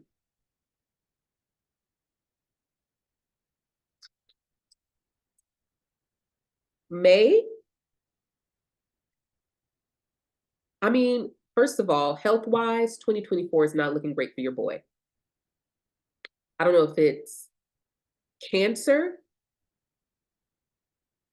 or I think it's cancer, actually. He's already had like some kind of growth removed from his pancreas or something like that. But his luck pillar and the year pillar for 2024, they're not looking very good. Earth and I believe it's earth and wood together is what signifies cancer. He's already had a growth removed from his colon. I think he has something with his pancreas. The man is old, okay? And I'm not ageist, but you know, eventually the machine stops working. Okay? Remember I was talking about August? Maybe that's a little too late. Maybe it's June, I don't know. But between Trump not being allowed on ballots and Biden, and especially what the astrology of the end of 2024 looks like, this is one of those situations where I'm at a loss for how to interpret it. I know the concepts, I know the signs, I know the planets, and I know what that all means. But I don't think we have a historical precedent that can give me some clues about like WTF is about to happen. You know, I don't know if Kamala steps up. I just we're gonna have to play this one by ear. I I unless I don't think that anybody's going to primary Biden. You got Marianne Williamson who's running. You've got Cornel West, which I'm not gonna lie, Cornel West chart. I don't know. He's having his Jupiter return. He's got a Taurus stellium. I want to see what this freak twist of events is that completely changes the landscapes. Remember, I've been talking about political parties and Taurus, and what is this shift that's happening? Yeah, that's all I have to say about that. Okay, here's the last question. Do you think that we'll see more law enforcement response to social media activity in the US, or will we mostly stay in the saddle band and surveil stage of censorship in the US? I don't think we'll see it on a large level. I think we'll see it on a case by case basis.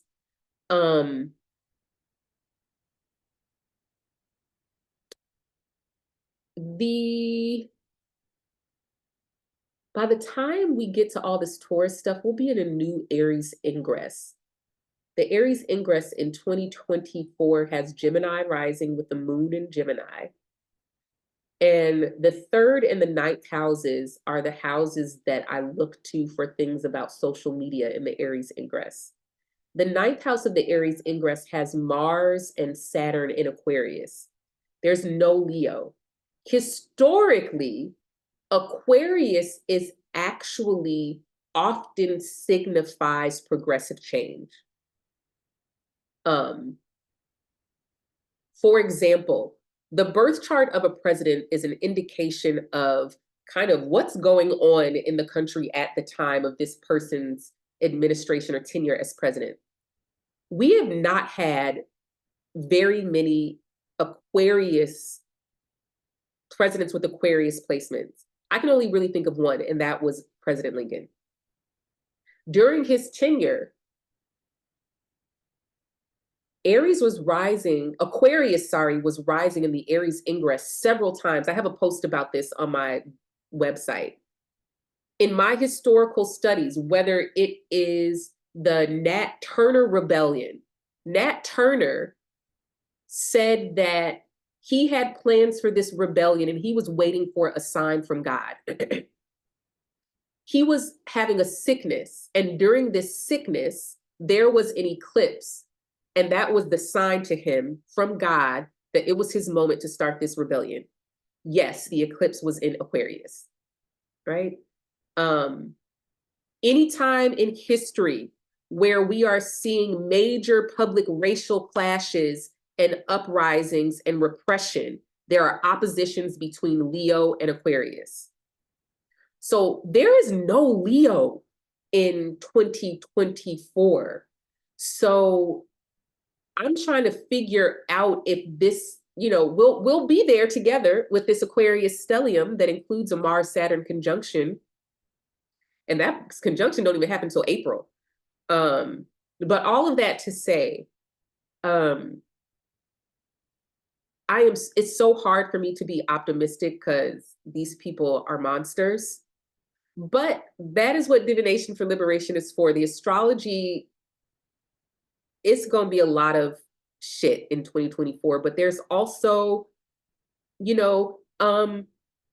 Illinois is the first state that passed a law that says that if schools ban books, their funding from the state will be revoked, right?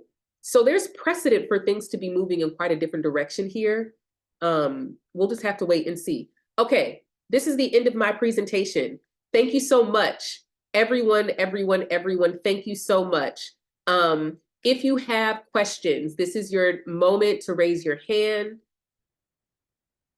Oh, I see, Allison. I thought saddle band was some term I didn't know. But I got you. Yes, Shar. Hey, Dayna. Hi. Great job as usual. Thank you. So my question is, what do you think Bazi says for the general strike? I don't know what the Bazi says for the general strike, but what I do know is that I wrote the January monthly summary in the 2024 Sidereal Astrology Guide a few months ago. And one of the questions, I'll read the question for the month in the last paragraph. How can we harness power to change the status quo by shouldering the moral obligation to disobey unjust laws? Strategic direct action, ungovernability, and civil disobedience go hand in hand with Aries. So what's happening in January is we have a stellium in Sagittarius that is ruled by Jupiter in Aries, right? It's a lot of Sagittarius, a lot of Aries. And I actually used Dr. King's chart as an example for what Jupiter in Aries is. That's where this came from. So the end of this paragraph says, Dr. King's life work and legacy reminds us that the power of civil disobedience is most effective when we all do it together, and when there are shared convictions, contexts, and beliefs that all inform our collective action. So I think that January is promising. It may not look like a general strike, but I really suggest that you read this book. I am not even halfway through it, and I've got so much highlighted. I got so many tags because it's really filling in a blank for me around, like I said before, we have such nostalgia about Martin Luther King or Malcolm X or the Black Panther Party. We have all of this nostalgia, and we're like, where is the leader? We're never going to have a Malcolm X. And that we're never going to have a SNCC or a Black Panther Party. Those were, I'll type it in the chat in a minute, Valerie. Those were major weaknesses in the civil rights Black Power movement, because all you had to do was kill the leader and the movement is over. Nothing beats spontaneous action. Spontaneous action is born of responding to a threat in real time. Right? So all of that to say, 1965, read about it as much as you possibly can, because that's our reference point for 2024. Okay. Hi, Jessica. Hi, Dana. Thank you so much again for all of this. Super informative. I'm wondering for us fixed signs, what advice would you give us? I think the year really starts, once Jupiter hits Taurus. Yeah. So what advice would you give for us, with those really heavy Scorpio, Taurus, Aquarius placements? Okay, so I'm going to share something that came up in a session with a client this week. Excuse me. um, Around this Taurus, this actually came up twice this week with clients around this Taurus Aquarius stuff. And those of us who are the most radical are the most those of us who are the most radical are the most likely to be at home, the most likely to have disabilities, the most likely to have really been inactive, in quotations, over the past few years. But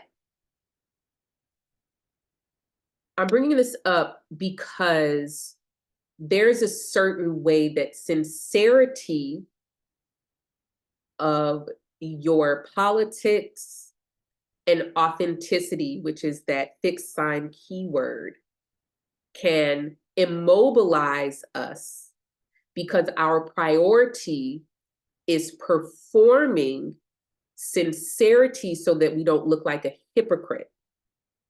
And what this often does is makes us miss opportunities to get our needs met, makes us miss opportunities for spontaneous action, and it's also really alienating. Thank you, Meg Collier, for sharing that. Yeah, and so my advice for fixed signs is this. Taurus is really itchy for most people. Taurus also is, what's the word I want to use? Ubiquitous. It's like, it's such a major part of what it represents, is a major part of our social fabric, right? Meaning that we are all constantly signaling to other people statements about who we are and who we are not. We are constantly negotiating with our selves and our physical appearance around, how do I show who I am? That's really what Taurus is about. Is it safe for me to show who I am? What does who I am look like? Meaning, what are the labels or identities I identify with? How do I show that on the outside? I think this is a major key to, excuse me, a major key to building solidarity and connections. There's a post on my Instagram with some themes for the year. One of them was the cultification of identity. Don't ask me where I be coming up with this stuff from, y'all. I don't know. But the cultification of identity, particularly in activist spaces and spaces where people are more radical leaning, what that really looks like is how we police sameness, discarding the need for meaningful differences in order to prioritize this sense of belonging rather than effectiveness of action, right? I think that's something we all really need to watch out for in 2024. How are we policing, if you're in the queer community, how are you policing fellow queer folks? What are the norms that you're enforcing that, you know, may have started off in good spirit, like, you know, oh, we all do this the same, great. But then it becomes something you use to keep people out, right? And we need to think about that on every level. We also, you know, specifically those of us who do have Taurus, that's a weapon. Taurus is a weapon that you can use for good. Because your physical appearance or something about you disarms people. You don't let on that you're not one of them. But at the same time, I think the thing that is the biggest struggle for Taurus specifically is that because your differences are not acknowledged, the burden of alienation is held inside emotionally, rather explicitly as like a, a, a thing that other people are doing to you. Right? And so you're deprived of belonging as well. You're allowed to be let into these spaces, but it hurts you on the inside, right? So for my Taurus folks, you know, you might ask yourself, how can I signal to the people who are really like me that I'm like them so I can no longer be deprived of belonging, right? Does that make sense, Jessica? I know I kind of leaned into that Taurus rising a little bit, but that's the sign that's happening, so. No, absolutely. Thank you, Dayna. And it's really about inclusivity and you not having to agree with everyone, but you have the same common goal. So thank you so much. Yes. There the name is Let This Radicalize You. Let me look that up real quick. Let this radicalize you. I want to get these people's names. Yes, Kelly E. Hayes and Miriam Kaba. They talk a lot about how, and this is very much Taurus land, very much Taurus Scorpio land. Talk about the importance of understanding what is it that you need to have in common with people who you are doing political action with or you are organizing with. Because again, the nature of humans is to belong. So even in activist spaces, you see it so much online. There's this constant, you're ableist, you're homophobic, you're transphobic, you're this. And it's like, yes, that behavior, that word is definitely those things. But in constantly pointing that out, what you're really saying is you're not like me. And it misses an opportunity to connect over the things that you have in common. And I think that's the biggest thing for all of this Taurus stuff. Magnifying commonalities and being able to understand that the things we have in common can be more important than the things that are different between us. I'm even kind of, you know, I'm even kind of on the fence about the whole calling people in, calling people out, you know. When there's immediate harm being done, yes. But I think in activist spaces, what ends up happening is a lot of policing because somebody's feelings got hurt. And yes, you shouldn't hurt people's feelings and people should feel emotionally safe. However, it is often at the expense of preserving the solidarity long enough to actually make substantive change. Right? We can't get to substantive change because, and oh man, this is so important. This has been coming up in my work with clients so much, and I want to share this here because I think it might free you a little bit. Whether I'm talking about career, this is when it mostly comes up, but it's also relevant to like romantic relationships or family relationships or friendships. It's easier to see in family. It's easier to in family to be like, oh, all right, I get it. They're not going to meet that need for me. My parents are not going to meet that need for me, so I need to go get it met somewhere else. I think the biggest thing we can do in 2024 is to be intentional and conscious about where we are seeking to get certain needs met. I mean, this is Mars in Cancer territory. This is also all of this Taurus.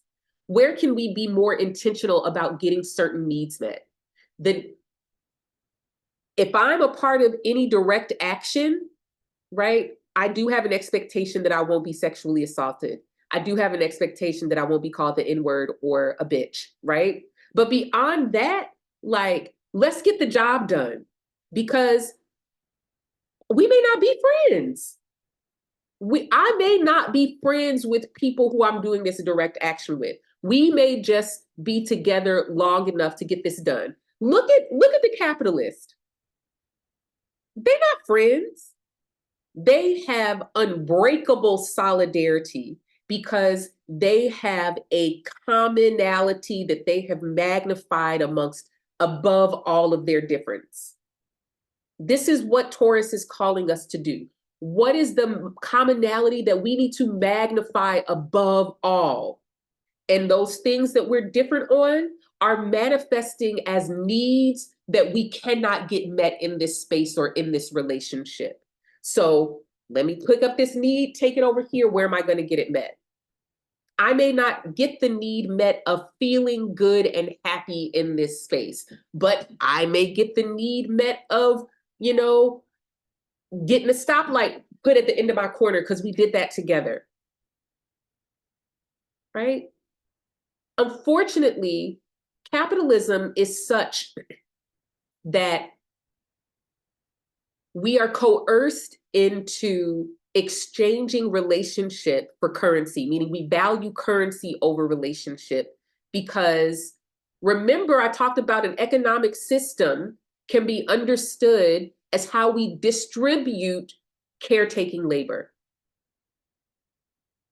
And so what capitalism does is it stratifies caretaking labor, meaning that the caretaking labor you do is associated with your class. So people who do cleaning caretaking labor or childcare caretaking labor are at the lowest. People who do surgery caretaking labor, they make a lot of money, right? People who sell you useless shit, right? Sam says this, and what you were saying earlier about organizing, then dismantling the organization on the objective is met is a word. Yes. Because once you reach the objective, it's inevitable that the goal of the organization then becomes to preserve itself. Because you ain't got nothing to do no more. You did the thing. Right? Do we have any other questions? I'm just rambling, going on and on. Y'all know I could talk all day.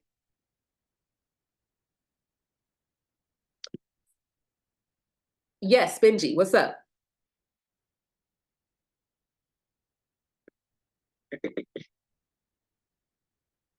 How to harmonize sidereal? I don't. I don't use tropical at all. I have no interest in it. It doesn't work for me.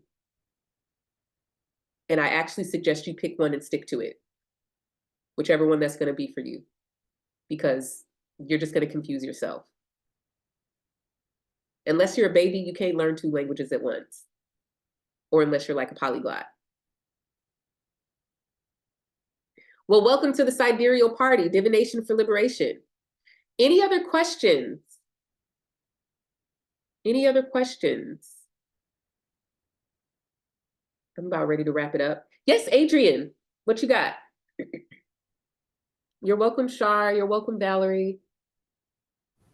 So just real quick. So I have Taurus in my second house, and I'm just, I guess, struggling how to conceptualize like my place in all of this because there's no people involved in that house, and it's just very like, I guess, kind of void of other institutions and things. So like, do you have, I guess, clarifying advice, or is it just like I'm just gonna be in my little corner dealing with my own money type Where's of? your Venus? Venus is what, fourth house, Cancer. Yeah. You know, I have a note in my phone about doing a live or like a Zoom around what each sign brings, because this kind of like, it's kind of like, I don't know that it's helpful to be like, oh yes, in my Taurus house, what am I going to do here with this big picture stuff? I think it's more helpful to think about it in terms of these larger themes of belonging, these larger themes of race and gender and class, these larger themes of, you know, respectability politics, which I understand to mean respecting the power of capitalism, whiteness, and patriarchy, right? I kind of try to remove the shame element associated with respectability politics because it's usually something that's wielded at people as a judgment. But I think it's like, no, it's I'm respecting the fact that I live in a capitalist society, and if I want to eat, I gotta work, that kind of thing. Was like forced onto people, pick up your skirt, that kind of thing, weird shit.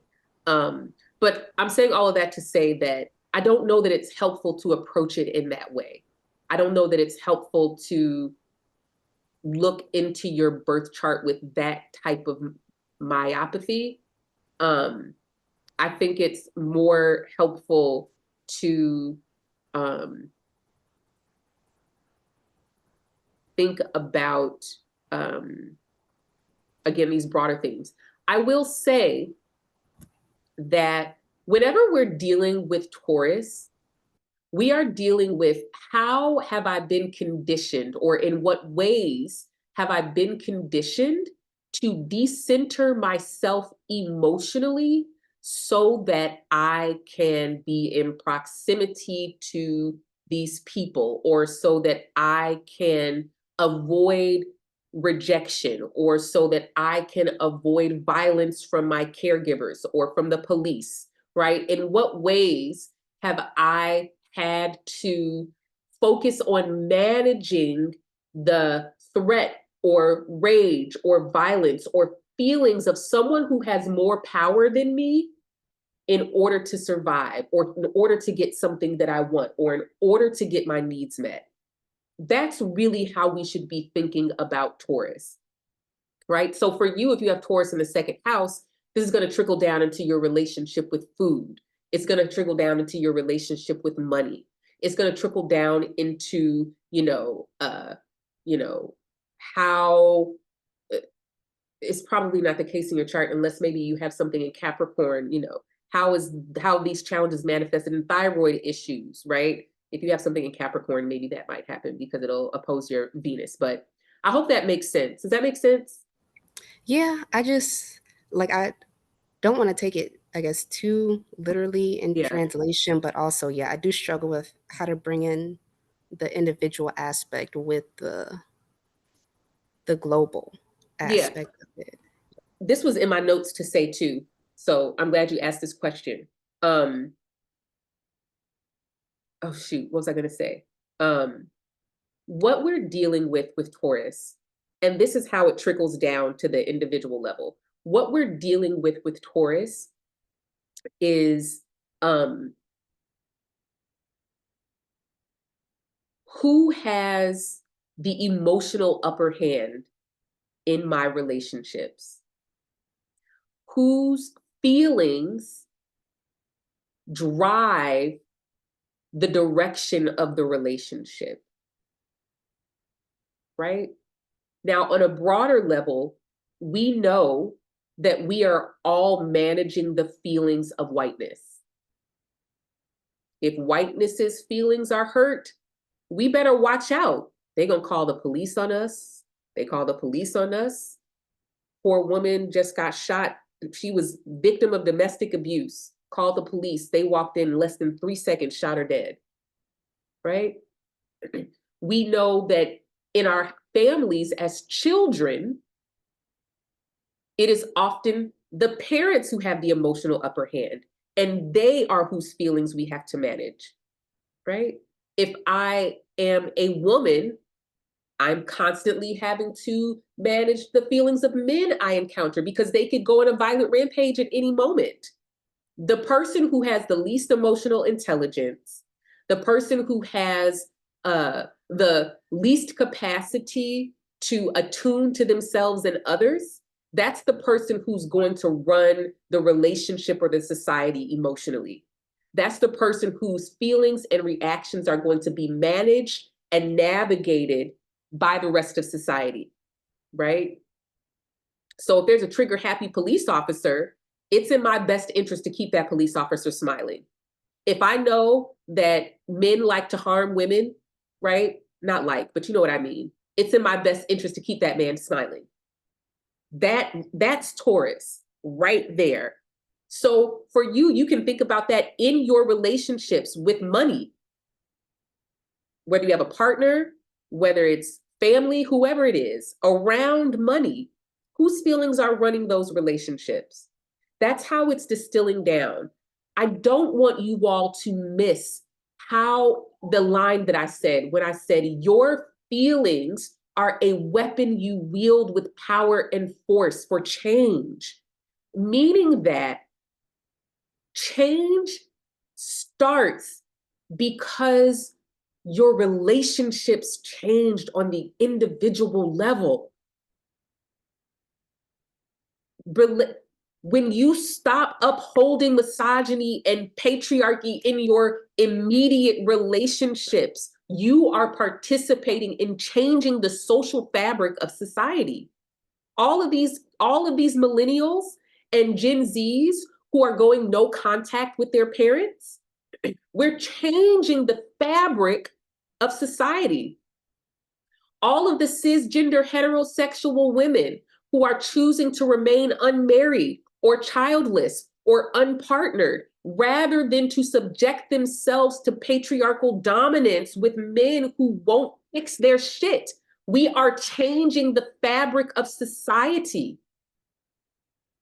The marriage rates are so low, and that's really important for a society that is rooted on puritanical values around the nuclear family. We are changing. So I don't want you to think that there's like this very literal, immediate kind of connection. It's more so understanding the nature of the transits, which I've described here, and understanding that just by living and doing this work, you are changing the fabric of society. I hope that makes sense. Thanks for your question. Hey, love builder of worlds. Hi, thank you so much. Like, I know we're so like over the time, It's okay. and I was like, should I ask this question? But so because of the similarities to the 60s and particularly 1965, do you think then next year is a good time for people to put out their like radical art to like come forward? Because I know that there's going to be a lot of punishment and a lot of pushback, particularly in 2024. Mhm. But is it worth putting yourself, is the timing right to put yourself out there in terms of like your most radical thoughts and feelings if you know your thoughts and feelings are not necessarily mainstream? Well, I would ask you, what's your goal in doing that? What's the intended outcome?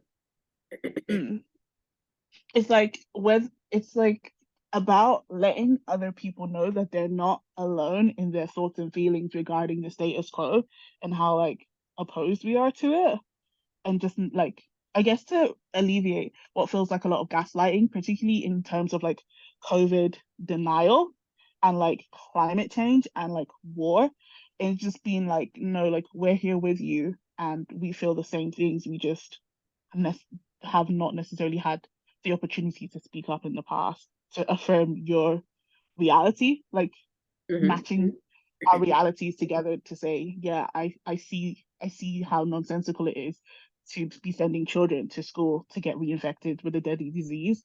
Like, that's not just you. Like, that's all of us, kind of like, well, there's more of us out there than you think, thinking that this is wrong.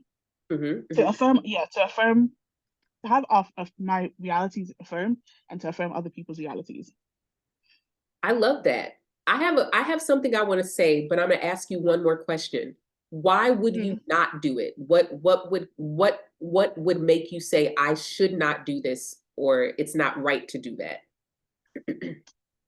Fear of consequences and punishment, that's one real thing that I think sometimes whenever we're talking about, like, oh, speaking up for yourself, being yourself, standing up, just, releasing yourself from respectability politics, or trying to unsubscribe from white supremacy, is like the real life consequences that happen, whether that's like financial isolation, that's doxing, that's social isolation, emotional manipulation. We've seen a lot of people be harmed by Zionists who are trying to like squash the pro-Palestinian movement, and specifically targeting students and trying to get them out of opportunities and things like that. And I know you said that there was a lot of pushback around policing as well in 2024. And so, like, I guess, like, it's fear of punishment, fear of consequences. That's Very, real. like, that's, yeah. That's real. Two things I'll say. First, particularly with the Pisces eclipses, one of the phrases you're going to hear me repeat a lot, and I've already been repeating it a lot on Twitter, is connect the dots, right? People are primed. They're open. The sky is supporting the connection of dots, right? So I'm always going to support anything that does that.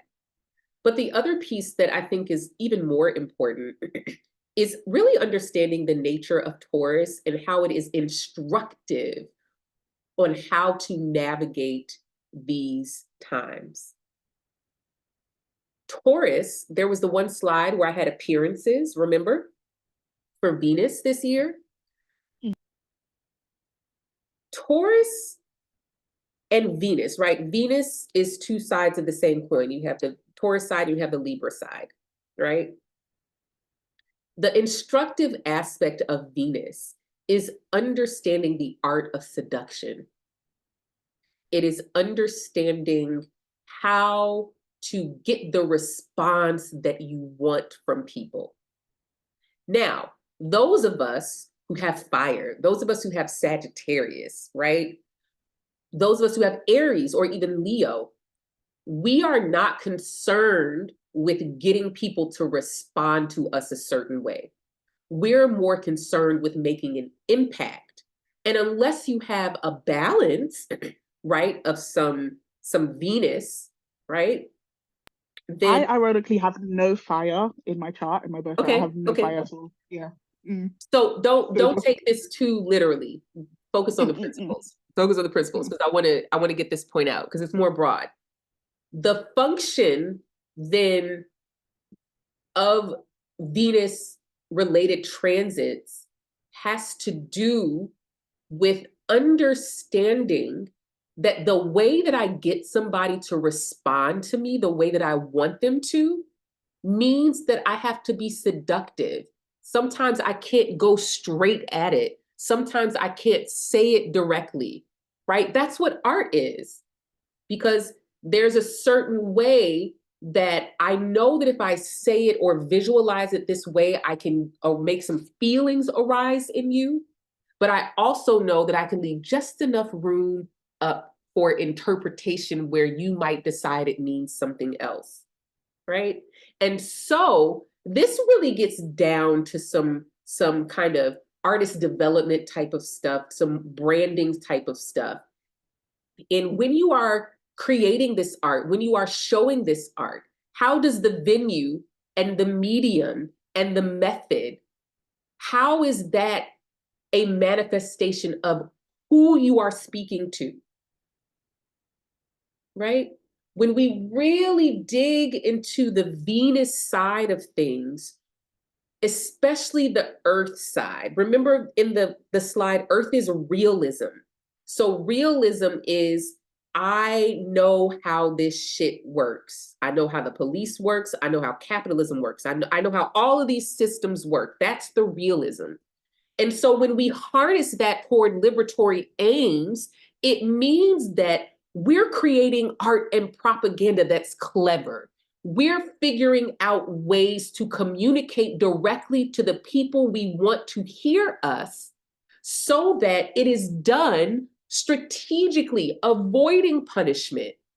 The people who this is not for, it won't even be on their radar, right? So this is the creative aspect of Taurus. This is the creative aspect of Venus. How am I signaling very specifically to the people that I'm trying to talk to? And so that's some work you can do on the back end of getting real clear. Who am I talking to? Where are they? How do I communicate directly with them? Right?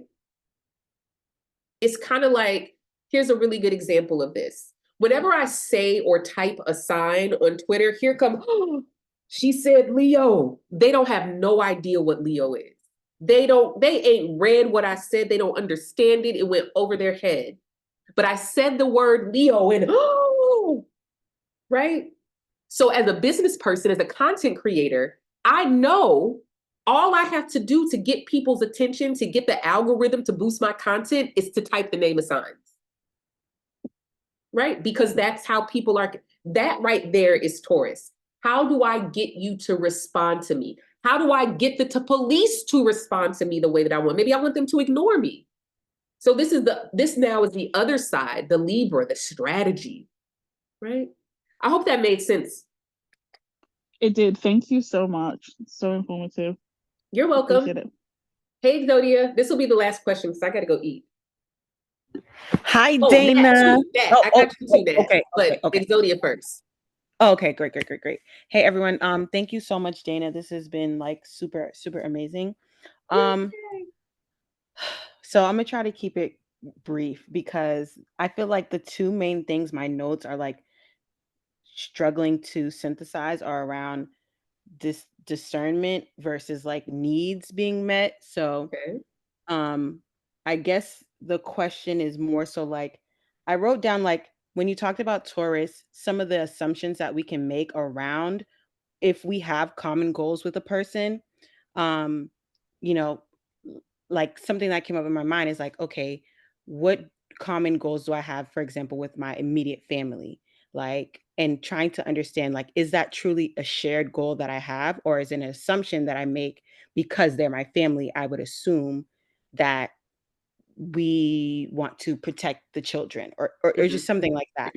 And then, so conversely, I had this like thought about like discernment, like how do I know, or what signals to me, or how do I like confirm that that assumption or like that commonality is actually where we meet, and if not, like like pivoting to be able to say like, okay, I can get this need met elsewhere. So like kind of discerning where the needs are being met and where there are assumptions that a goal or a need would be met there.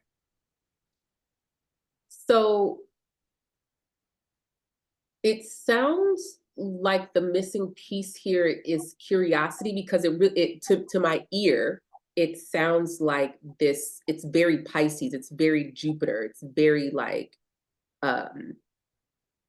an assumption is Jupiter. An assumption is either I'm trying to connect the dots to see what the pattern is here. What does it mean? What do their behaviors mean? Or what does the relation mean, right? In terms of your family, Right. right? But understand that Pisces represents that the understanding that with Virgo, there are dots. These are the explicit things. And then with Pisces, there are spaces between the dots that are implicit things. right? So your question is really asking me, how do I make the implicit explicit? Now, a real easy way is just to ask. Okay. I guess too, it's connected. I know, you know, like I have the Venus with Taurus Sun and Libra Moon. So Mhm. it's like part of the thing that stuck out to me that you said is like centering myself or centering my emotional like experience of things. And is there like what the dangers, I guess, of discerning whether or not that's safe to do, right? Because there's this like fear of not having the sameness or sharing this goal or sharing this commonality that could be implicit in making it explicit. Yeah, it sounds like getting comfortable with discomfort, right? Because even your question is centering the other person's feeling. I The don't know how to not do that. right, the real question is, do I like them? Does this feel good to me? That's the question. Do I like this? Does it feel good to me? And at times, if a need is being met, that could supersede that being important, essentially, though, right? I wouldn't say supersede. I would say because being liked or liking someone is also a need, Hmm. right? But when you have like Venus so prominent like that, it often means that the need that's dominant in a survival way has been getting other people to like you. Does that make sense? Yeah. Rather than, because the feeling that we're asking to be centered, right, in this conversation or in this dynamic with all of this Taurus is, do I like them? Right? And that matters at times, and sometimes it doesn't matter. Right. Sometimes it doesn't matter. But I think the issue is, am I overly prioritizing my need to be liked? And to what end? Jupiter So gonna help you out though. 2024 will have us contending with that a lot. You say what? 2024 will have that theme like in contention a lot. Yes, yes. And I think particularly for people who have Aquarius and even people who have Leo. Now, I would say for people who have Aquarius and Scorpio, I know you got the Aquarius, but it's this thing of like these competing needs to around authenticity, right? Because the gift of Taurus, well, the gift of all fixed signs is authenticity. The gift of Taurus, though, is self-approval, right? Because Taurus is so wired survivally to center other people's approval of them. And so the question then becomes, where do you get the need for authenticity met? I'm going to tell this to you because this is really important. And for anybody else who has Taurus, this has been coming up with my clients a lot. How do you tell the difference between a friend and a fan? You perform for fans and you're seeking applause, which is a form of approval. You don't perform for friends. You don't put on a show for friends. You don't wait for them to clap and say good job, right? And this is really important because Taurus, especially for those of us who have a lot of Venus, our survival conditioning is being really good at getting people to like us, getting people to applaud us. But that almost always means that whether or not we liked them was not taken into consideration. And the self we're performing for applause is generally not our authentic self. And then who even is our authentic self? Nobody even looked at that shit before. They ain't even seen it. So we don't even know what it looks like. Right?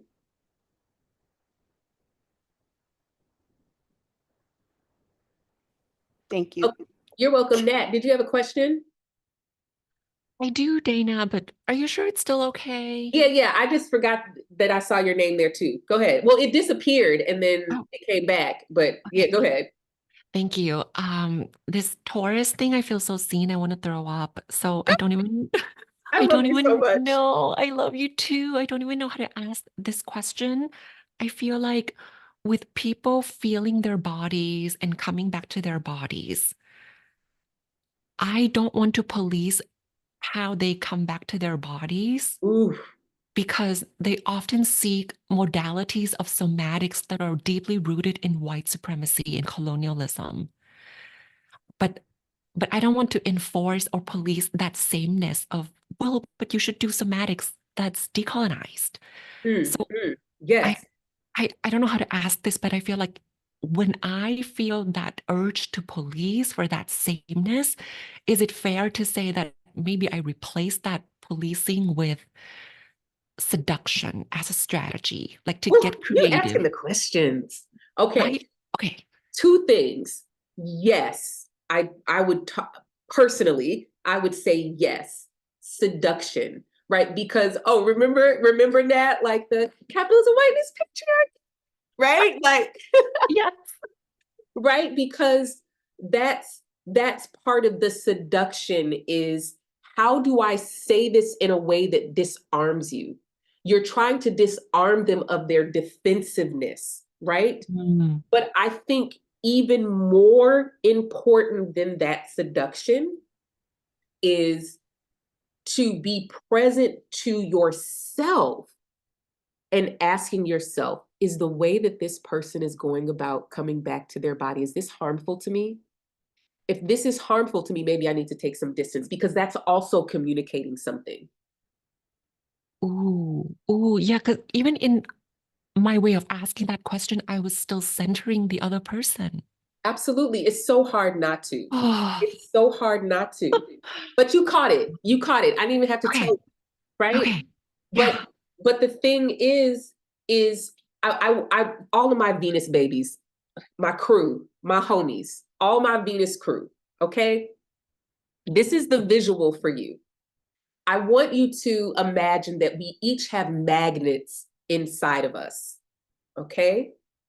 All my Venus babies, we in it together, right? We all have magnets inside of us. Those of us who have Venus magnets are hyper sensitive to when someone is pulling away, when their magnet is repelling or pulling away. And we respond to that pulling away, right? We all have our own ways. If we got Libra, it's the compliance. Okay, I'll be, right? In general, I'll be good.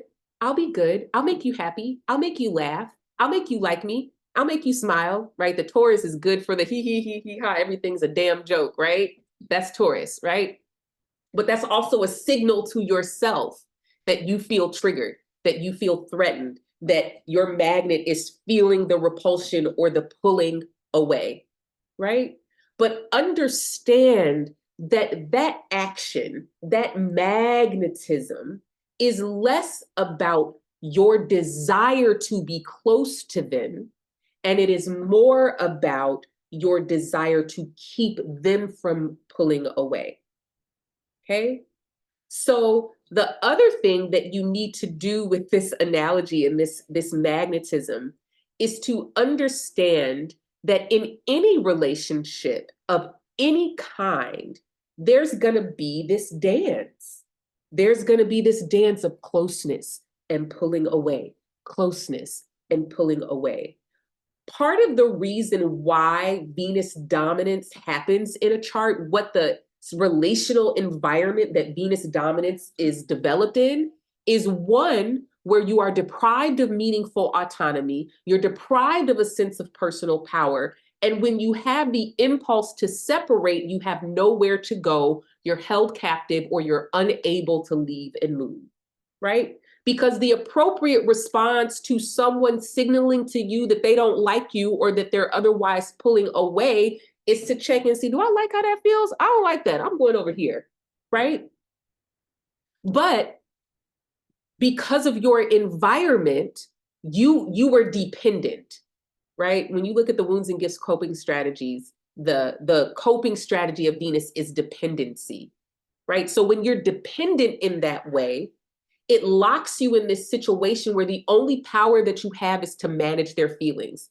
You're going to hit me, but I can't run, but I can make you not want to hit me, right? So when I talk about that dance, what Venus is conditioned to do is to take up as little emotional space as possible. And this is because your caregiver is taking up all of the emotional space. They don't have the ability to mindfully and productively suppress their feelings long enough to figure out what's going on for you, which means you don't learn to take up space emotionally. Those two things happen in balance here. If we're talking Venus Mars, right? Venus Mars's feelings are centered Scorpio, Venus's feelings are minimized, right? Because Venus wants to find the commonality. What do we have in common, right?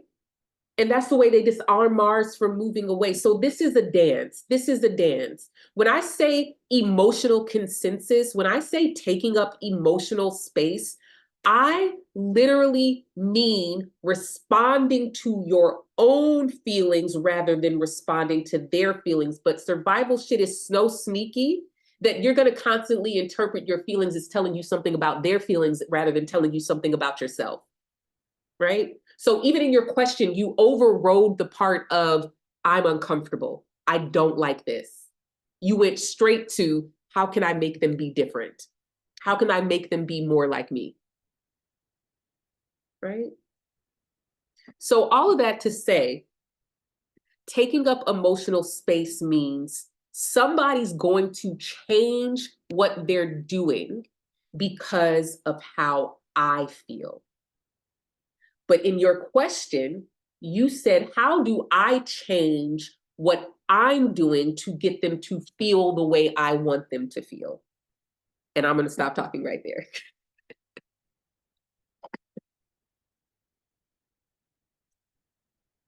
Does that make sense, guys? Exodia says, you said we performed for fans, but you didn't say what we did with friends. Whatever you want to do. You see how, look at that. Look at that. You're looking for somebody tell me how to be. Oh, it's the Venus disease. I got it too. I know. The Venus disease is tell me how to do. How do I be? Right? All of my little Venus friends in the comments, you guys are like, help. Listen, I'm just singing my life with this song, okay? I'm telling you the truth. This is just me. Just tell me how to be. Venus support group. We might have to have a Venus support group.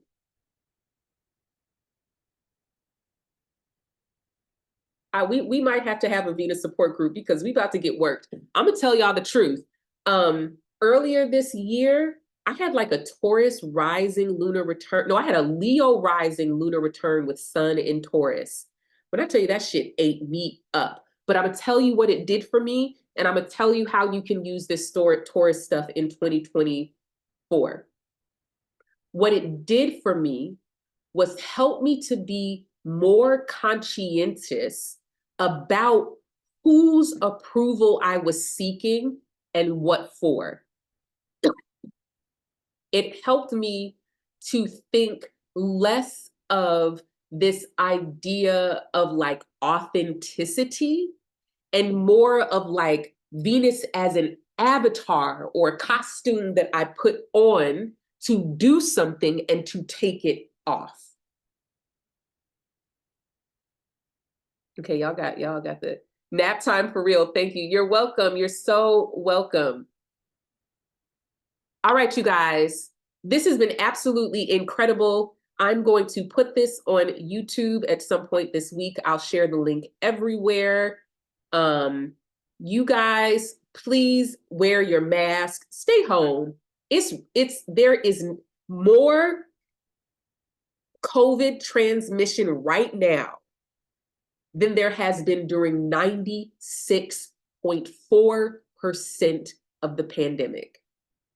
Your chances of getting sick are really high. I went to the store yesterday. It was a little bit too much people for me. It was enough for me to be like, oh, you know what? I'm gonna be in my house for the next few days because everybody's coughing on each other. Everybody's sneezing on each other.